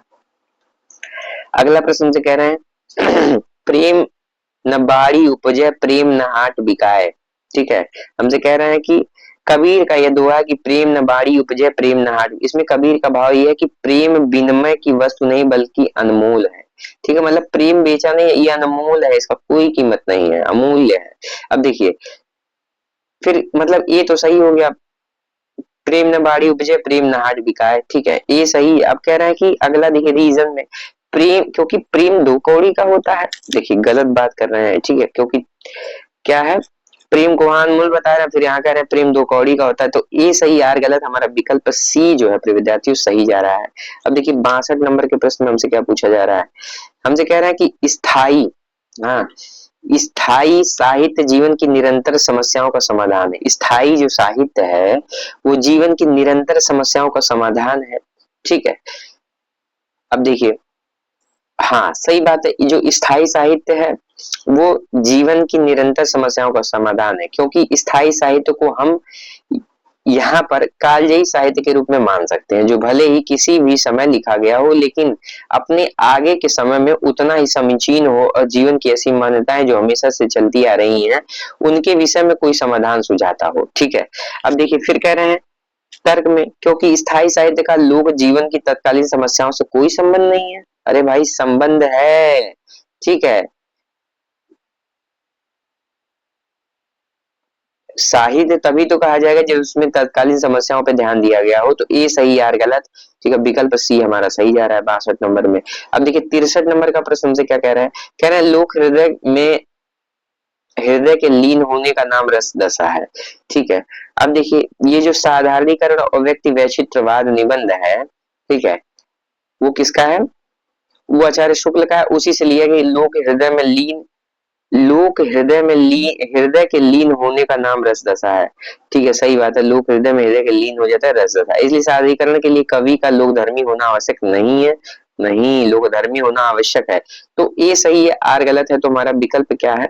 ए सही है, आर गलत, हमारा विकल्प क्या? ए सही हो जाएगा। अब देखिए अगला प्रश्न हमसे कह रहे हैं कि भारतीय युग आधुनिकता का प्रवेश द्वार है।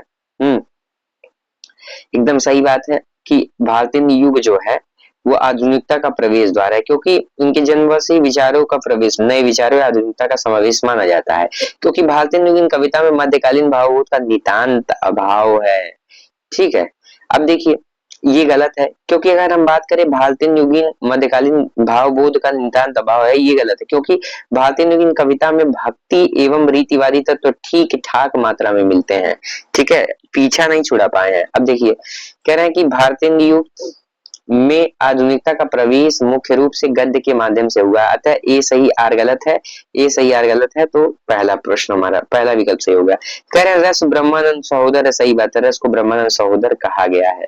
ठीक है, और किसने कहा है? तो विश्वनाथ ने साहित्य दर्पण में कहा है। आध्यात्मिक आनंद के समकक्ष रखा है रस को, क्योंकि रस में अलौकिक विषयों का सर्वथा तिरोभाव है। देखिए अब गलत कर दिए ना। ठीक है, तिरोभाव नहीं है, क्योंकि काव्यानंद में लौकिक विषयों का पूरी तरह से तिरोभाव नहीं होता, बल्कि कुछ ही समय के लिए होता है। सर्वथा यहाँ शब्द यूज कर दिए हैं, कुछ समय होता तो विकल्प सही हो जाता। तो ए सही यार गलत है। ठीक है, तो विकल्प बी हमारा सही हो गया। अब देखिए अगला प्रश्न 66 नंबर का प्रश्न है, हमें काव्य संग्रह को, ठीक है, काव्य संग्रहों के साथ सुमेलित कीजिए। ठीक है, कवियों को उनके काव्य संग्रहों के साथ सुमेलित किया। बालकृष्ण शर्मा नवीन का हम बिस्पाई जन्म के। ठीक है, रामनेत्र त्रिपाठी का क्या है? पथिक मानसी स्वप्न। ठीक है, माखनलाल चतुर्वेदी हिम तरंगड़ी। सोहनलाल द्विवेदी का क्या है? तो सोहनलाल द्विवेदी का प्रिय विद्यार्थियों क्या है? ठीक है, हमसे पूछा जा रहा है सोहनलाल द्विवेदी का कौन सा है? तो भैरवी है। ठीक है, भैरवी, भैरवी जो है सोहनलाल द्विवेदी का है। ठीक है, भैरवी जो है सोहनलाल द्विवेदी का है। ठीक है, प्रवासी की गीत किसका है? तो नरेंद्र शर्मा का है। प्रवासी की गीत नरेंद्र शर्मा का है। तो हम लोग बालकृष्ण शर्मा नवीन पहले का तीसरा किस विकल्प में है? ठीक है, हमें उत्तर मिल गया, लेकिन हम अंतिम तक लड़ेंगे। ठीक है, अब देखिए क्या कह रहे हैं, रामनरेश त्रिपाठी का क्या है? तो पथिक है। माखनलाल चतुर्वेदी हिम तरंगिणी है। सोहनलाल द्विवेदी का भैरवी है। विकल्प सी हमारा सही जा रहा है। अब देखिए अगला प्रश्न, निम्नलिखित कवियों को उनके काव्य संग्रहों के साथ सुमेलित कीजिए। ठीक है, भारती हरिश्चंद्र, अंबिका दत्त व्यास, बद्रीनाथ चौधरी प्रेमगन, बालकृष्ण शर्मा, बालकृष्ण भट्ट। ठीक है, अब देखिए ये पत्रिका से प्रश्न है और यहाँ कह रहे हैं काव्य संग्रहों के साथ सुमेलित कीजिए। यहाँ पे प्रश्न थोड़ा गलत हो गया है, यहाँ होना चाहिए पत्रिका। ठीक है, पत्रिका से प्रश्न है। अब देखिए भारती हरिश्चंद्र की कौन सी पत्रिका है? कवि वचन सुधा है। पहले का चौथा किस विकल्प में? मात्र एक। हमें उत्तर मिल गया, लेकिन हम अंतिम तक लड़ेंगे। ठीक है, फिर देखिए अंबिका दत्त व्यास की बात करें प्रिय विद्यार्थी, तो पीयूष प्रवाह प्रवाह पत्रिका कहाँ से निकलती थी? काशी से निकलती थी। ठीक है, अगर हम बात करें प्रेमगंज जी की कौन सी पत्रिका? आनंद कादम्बनी। कब है? 1800, ठीक है, 1881 में है। मासिक पत्रिका मिर्जापुर से निकलती थी। ठीक है, अगर बालकृष्ण भट्ट की बात करें तो 1877 में। ठीक है, कहाँ से निकलती थी? तो मासिक प्रयाग से निकलती थी। ठीक, अब देखिए ब्राह्मण की बात करें। ठीक है, ब्राह्मण तो प्रताप नारायण मिश्र का, जो ऑप्शन में है नहीं। ठीक है, तो हमारा विकल्प ए जो है सही जा रहा है, इसमें विकल्प ए सही जा रहा है। अब देखिए इन पत्रिकाओं पे हम लोग पुनः बात कर लेते हैं। अगर हमसे पूछे भारतीय दर्शन की कौन सी पत्रिका? कविवचन सुधा 1968, मासिक पाक्षिक साप्ताहिक बनारस से। ठीक है, अंबिका दत्त व्यास पीयूष प्रवाह 1884 में, काशी से, बद्रीनाथ चौधरी प्रेमगन आनंद कादम्बनी 1881 मासिक मिर्जापुर से, बालकृष्ण भट्ट हिंदी प्रदीप 1877 मासिक प्रयाग से, प्रताप नारायण मिश्र ब्राह्मण पत्रिका 1883 मासिक कानपुर से। ठीक है, अब देखिए पीयूष प्रवाह पत्रिका कब प्रकाशित हुई? ठीक है, बताइए, मैं बताया हूँ 1884 ईस्वी में। अब देखिए उपन्यास है, उपन्यासों को जो है आपको सुमेलित करना है। जैसे भीष्म साहनी का क्या है? ठीक है, तमस है। ठीक है, पुरस्कृत रचना है। शिला शुक्ल का क्या है? तो राग दरबारी है। राय मासूम रजा का कटरा बियाजो। शिव प्रसाद सिंह का क्या है? क्या अलग अलग वैतरणी है। करैता गांव का वर्णन इन्होंने इसी में किया है। ठीक है, अब देखिए हमें मिल गया कि ए का दूसरा किस विकल्प में? दो में लड़ाई चल रही है। अब देखिए शिलाल शुक्ल चौथा, ठीक है, हमें मिल गया उत्तर हमारा कि विकल्प सी सही है, विकल्प सी हमारा सही है। अब देखिए राय मासूम कटरा बिहारी सुप्रसाद सिंह अलग अलग बैतरणी शहर में कर्फ्यू नाम का उपन्यास किसने लिखा? तो विभूति नारायण राय ने लिखा। विभूति नारायण राय ने शहर में कर्फ्यू नामक उपन्यास लिखा। ठीक है, अब देखिए अगर हम बात करें तमस 1973 में लिखा गया, राग दरबारी 1968 में, कटरा बिहारी 1978 में, अलग अलग बैतरणी 1967 में, शहर में कर्फ्यू 1986 में। अगला प्रश्न हमसे देखिए 69 नंबर का प्रश्न क्या पूछ रहा है हमसे, आलोचनात्मक ग्रंथ पूछ रहा है, कह रहा है सुमेलित कीजिए। ठीक है, रस मीमांसा रामचंद्र शुक्ल का है। नाथ संप्रदाय नामक आलोचनात्मक ग्रंथ किसका है? ठीक है, हजारी प्रसाद द्विवेदी का है। हिंदी साहित्य 20वीं शताब्दी नंद दुलारे वाजपेयी का। आस्था और सौंदर्य रामविलास शर्मा जी का है। ठीक है, हम बात करें रस मीमांसा 1949 में लिखा गया। ठीक है, किसने लिखा? आदरणीय रामचंद्र शुक्ल। नाथ संप्रदाय हजारी प्रसाद द्विवेदी। आस्था और सौंदर्य 1961 रामविलास शर्मा ने। हिंदी साहित्य 20वीं शताब्दी 1961 में नंद दुलारे वाजपेयी ने। भक्ति का संदर्भ देवी शंकर अवस्थी का है। ठीक है, देवी शंकर अवस्थी का पूछे अगर तो भक्ति का संदर्भ, भक्ति का संदर्भ। अब देखिए हमें कह रहा है पहले का तीसरा, देखते हैं किस विकल्प में है पहले का तीसरा। हाँ देखिए विकल्प बी में सही, हमारा विकल्प बी जो है सही। अब देखिए अगला प्रश्न हमसे कह रहे हैं पात्रों को उपन्यासों के साथ सुमिलित कर, जैसे गोबर किसका पात्र है? ठीक है, गोवर्धन और गोबर गोदान का है। भुवन और रेखा नदी के दीप। ठीक है, महामाया बाणभट्ट की आत्मकथा सुचरिता। ठीक है, कुमार गिरी पात्र किसका? क्या चित्रलेखा का है या मृगनयनी का है? ठीक है, तो कुमार गिरी पात्र किसका है? तो बाणभट्ट की आत्मकथा से है। ठीक है, बाणभट्ट की, महामाया भी बाणभट्ट की और कुमार गिरी भी बाणभट्ट का है। ठीक है, अब देखिए गोबर तो मान लीजिए पहले का चौथा। ठीक है, भुवन और रेखा नदी के दीप पहला विकल्प हमारा सही जा रहा है। महामाया, ठीक है, महामाया अगर हमसे पूछे तो बाणभट्ट की आत्मकथा चित्रलेखा, कुमारगिरी चित्रलेखा का पात्र है। ठीक है, कुमारगिरी की बात करें तो चित्रलेखा का पात्र है। ठीक है,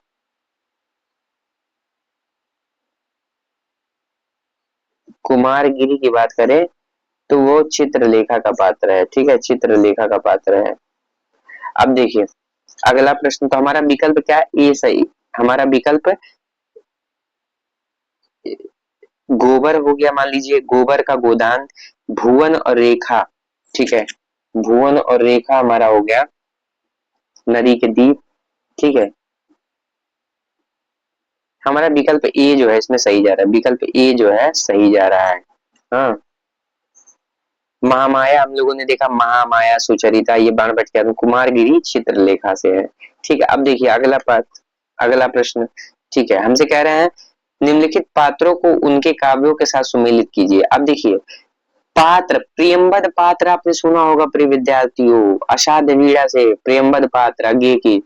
अब देखिए नचिकेता आत्मजयी, हमें दो ही पता, हमें नहीं और पता है। ठीक है, तो प्रियंबद ए का चौथा किस विकल्प में है? ठीक है, मात्र एक विकल्प में है, आपको उत्तर मिल गया। अब मिला लीजिए नचिकेता आत्मजयी जा रहा है कि नहीं? ठीक है, तो डी का तीसरा जा रहा है, मतलब हम लोग सही चल रहे हैं। अब देखिए हमें उत्तर मिल गया कमलावती पात्र किसका है? तो प्रलय की छाया का है। कमलावती पात्र प्रलय की छाया। औशेनरी उर्वशी, ठीक है, उर्वशी। विद्यार्थियों अगर हमसे पूछे प्रियंबद पात्र अषाढ़ वीणा 1961 में आगे की रचना से संबंधित पात्र कमलावती, प्रलय की छाया जयशंकर प्रसाद की रचना से संबंधित, औशनरी उर्वशी से संबंधित दिनकर की रचना है। नचिकेता की बात करें तो आत्मजयी से कुंवर नारायण की, गांधारी अंधायुग धर्मवीर भारती। ठीक है, अब देखिए अगला प्रश्न हमसे, अगले प्रश्न में क्या कह रहा है? हमसे कह रहा है निम्नलिखित, ठीक है, हमसे कह रहा है निम्नलिखित सिद्धांतों को उनके विचारकों के साथ सुमेलित कीजिए। अभिव्यंजनावाद सिद्धांत किसने दिया? क्रोचे ने दिया। ठीक है, तो हमने देखा कि पहले का चौथा दो विकल्प में मिल रहा है। ठीक है, अभी लड़ाई जारी है। अब देखिए कह रहा है कि अभिजात्य वर्ग अस्तित्ववाद, ठीक है, विखंडनवाद जॉक देरिदा। मान लीजिए हमें यही पता है, डी का तीसरा। ठीक है, डी का तीसरा, तो हमें चौथा विकल्प सही मिल गया कि चौथा विकल्प सही है हमारा। ठीक है, अभिजात्यवाद किसने दिया? तो टीएस इलियट ऑप्शन में है। ठीक है, टीवीएस इलियट हो गए। अब देखिए अस्तित्ववाद, ठीक है, अस्तित्ववाद किसने दिया? तो अस्तित्ववाद का सिद्धांत जापाल सात्र ने दिया। ठीक है, उससे संबंधित विचार जापाल सात्र है। वैसे किरकेगार्ड है अस्तित्ववाद। ठीक है, सारेन किरकेगार्ड ऐसे करके। अब देखिए हमारा विकल्प क्या है, 4 सही हो गया। प्रिय विद्यार्थियों हमारा विकल्प 4 जो है सही हो गया। ठीक है, अभिन्नवाद का सिद्धांत क्रोचे ने दिया, विजातीयवाद टी.एस. इलियट संबंधित, अस्तित्ववाद सार्त्र, विखंडनवाद जाक देरिडा, टीजीटी किसमें विखंडनवाद पूछा जा चुका है। और राइट एंड डिफरेंट पुस्तक इसी में पूछा गया, आग ग्रेमेटोलॉजी जो जाक देरिडा का पुस्तक है वह भी पूछा जा चुका है। हमसे कह रहे हैं निम्नलिखित कहानीकारों को उनकी कहानियों के साथ सुमिलित कीजिए। फणीश्वरनाथ रेणु, अमरकांत, उषा प्रेमवदा, यशपाल। ठीक है, अब उनकी कौन कौन सी कहानी है उससे आपको सुमिलित करना है। जैसे रेणु की कौन सी कहानी है, तो हम लोगों ने पढ़ा है कि रेणु की ठेस नामक कहानी है। अमरकांत दोपहर का भोजन, इसी प्रश्न में विकल्प आया, हम लोगों ने याद किया था प्रिय विद्यार्थियों कि दोपहर का भोजन नामक कहानी 1956 में किसने लिखा, अमरकांत में लिखा, क्रम से लगाने को आया था। ठीक है, उषा प्रेमवदा का वापसी नामक, ठीक है, यशपाल का पर्दा नामक कहानी। ठीक है, हमें पहले का दूसरा खोजना मिल गया, दूसरे का पहला, ठीक है, हमें मिल गया विकल्प बी सही, अंतिम तक लड़ेंगे हम लोग। उषा प्रेमवदा वापसी, यशपाल का पर्दा, हमारा विकल्प बी सही हो गया। हमारा 74 नंबर का प्रश्न क्या है, हमसे पूछा ये जा रहा है कि निबंधों को उनके निबंधकारों के साथ सुमेलित कीजिए। अब जैसे मजदूरी और प्रेम, ठीक है, सरदार पूर्ण सिंह कहीं दिख रहे हैं, ठीक है, पहले का दूसरा, मात्र एक विकल्प है, हमें उत्तर मिल गया लेकिन हम अंतिम तक लड़ेंगे। ठीक है, कूटज निबंध किसका है, तो किसका है, हजारी प्रसाद द्विवेदी का। मेरे राम का मुकुट बिगड़ा 1974 विद्यानिवास मिश्र का है। ठीक है, अगर हमसे पूछे लोभ और प्रीति, आदरणीय आचार्य रामचंद्र शुक्ल का निबंध है। ठीक है, लोभ और प्रीति। अब अगर हम बात करें मजदूरी और प्रेम, ठीक है, सरदार पूर्ण सिंह का। कूटज 1964 में, ठीक है, मेरे राम का मुकुट बिगड़ा 1974 में किसका, विद्यानिवास मिश्र का। लोभ प्रीति रामचंद्र शुक्ल का। कुबेर नाथ राय का रस आखेटक है। ठीक है, कुबेर नाथ राय का एक बहुत महत्वपूर्ण परीक्षाओं में प्रश्न बन चुका है, रस आखेटक नामक निबंध ने लिखा। अब देखिए आज का हमारा अंतिम प्रश्न, ठीक है, पंक्ति से प्रश्न है और अंतिम प्रश्न कह रहे हैं निम्नलिखित उक्तियों को उनके लेखकों के साथ सुमेलित कीजिए। मतलब देखिए लगभग 6 से 7 प्रश्न हमसे पंक्तियों से पूछा है इसमें। अब यहाँ पे लेखक के उक्तियों से प्रश्न, जैसे देखिए प्रेमचंद क्या लिखते हैं, कहते हैं प्रेमचंद मैं उपन्यास को मानव चरित्र का चित्र मार समझता हूँ। ठीक है, तो प्रेमचंद ने कहा कि मानव चरित्र पर प्रकाश डालना, उसके रहस्य को उद्घाटित करना उपन्यास का प्रमुख लक्ष्य है। ठीक है, और जो रचनाएं सिर्फ मनोरंजन के लिए रहती है उनका महत्व 2 कौड़ी का है, यह भी प्रेमचंद जी ने कहा है। तो एक हमें तीसरा खोजना है, मात्र विकल्प पहले में ऐसा है। ठीक है, तो हमें उत्तर तो मिल गया लेकिन हम अंतिम तक लड़ देंगे। अधिकार सुख कितना मादक और सारहीन है, प्रिय विद्यार्थी जयशंकर प्रसाद का कथन है। ठीक है, कहीं है जयशंकर प्रसाद, हाँ चौथे विकल्प में। करुणा सिंत का सौदा नहीं, आचार्य रामचंद्र शुक्ल का। मनुष्य साहित्य का लक्ष्य है, हजारी प्रसाद द्विवेदी। देखिए अब इसमें याद क्या करना है। ठीक है, करुणा सिंत का सौदा नहीं किसने कहा, तो आदरणीय आचार्य रामचंद्र शुक्ल ने कहा कि करुणा सिंत का सौदा नहीं। ठीक है, अब देखिए हम लोगों के 75 प्रश्न हल हो गए। उम्मीद करते हैं कि आज का वीडियो लेक्चर आपको बहुत पसंद आया होगा। जय गुरुदेव।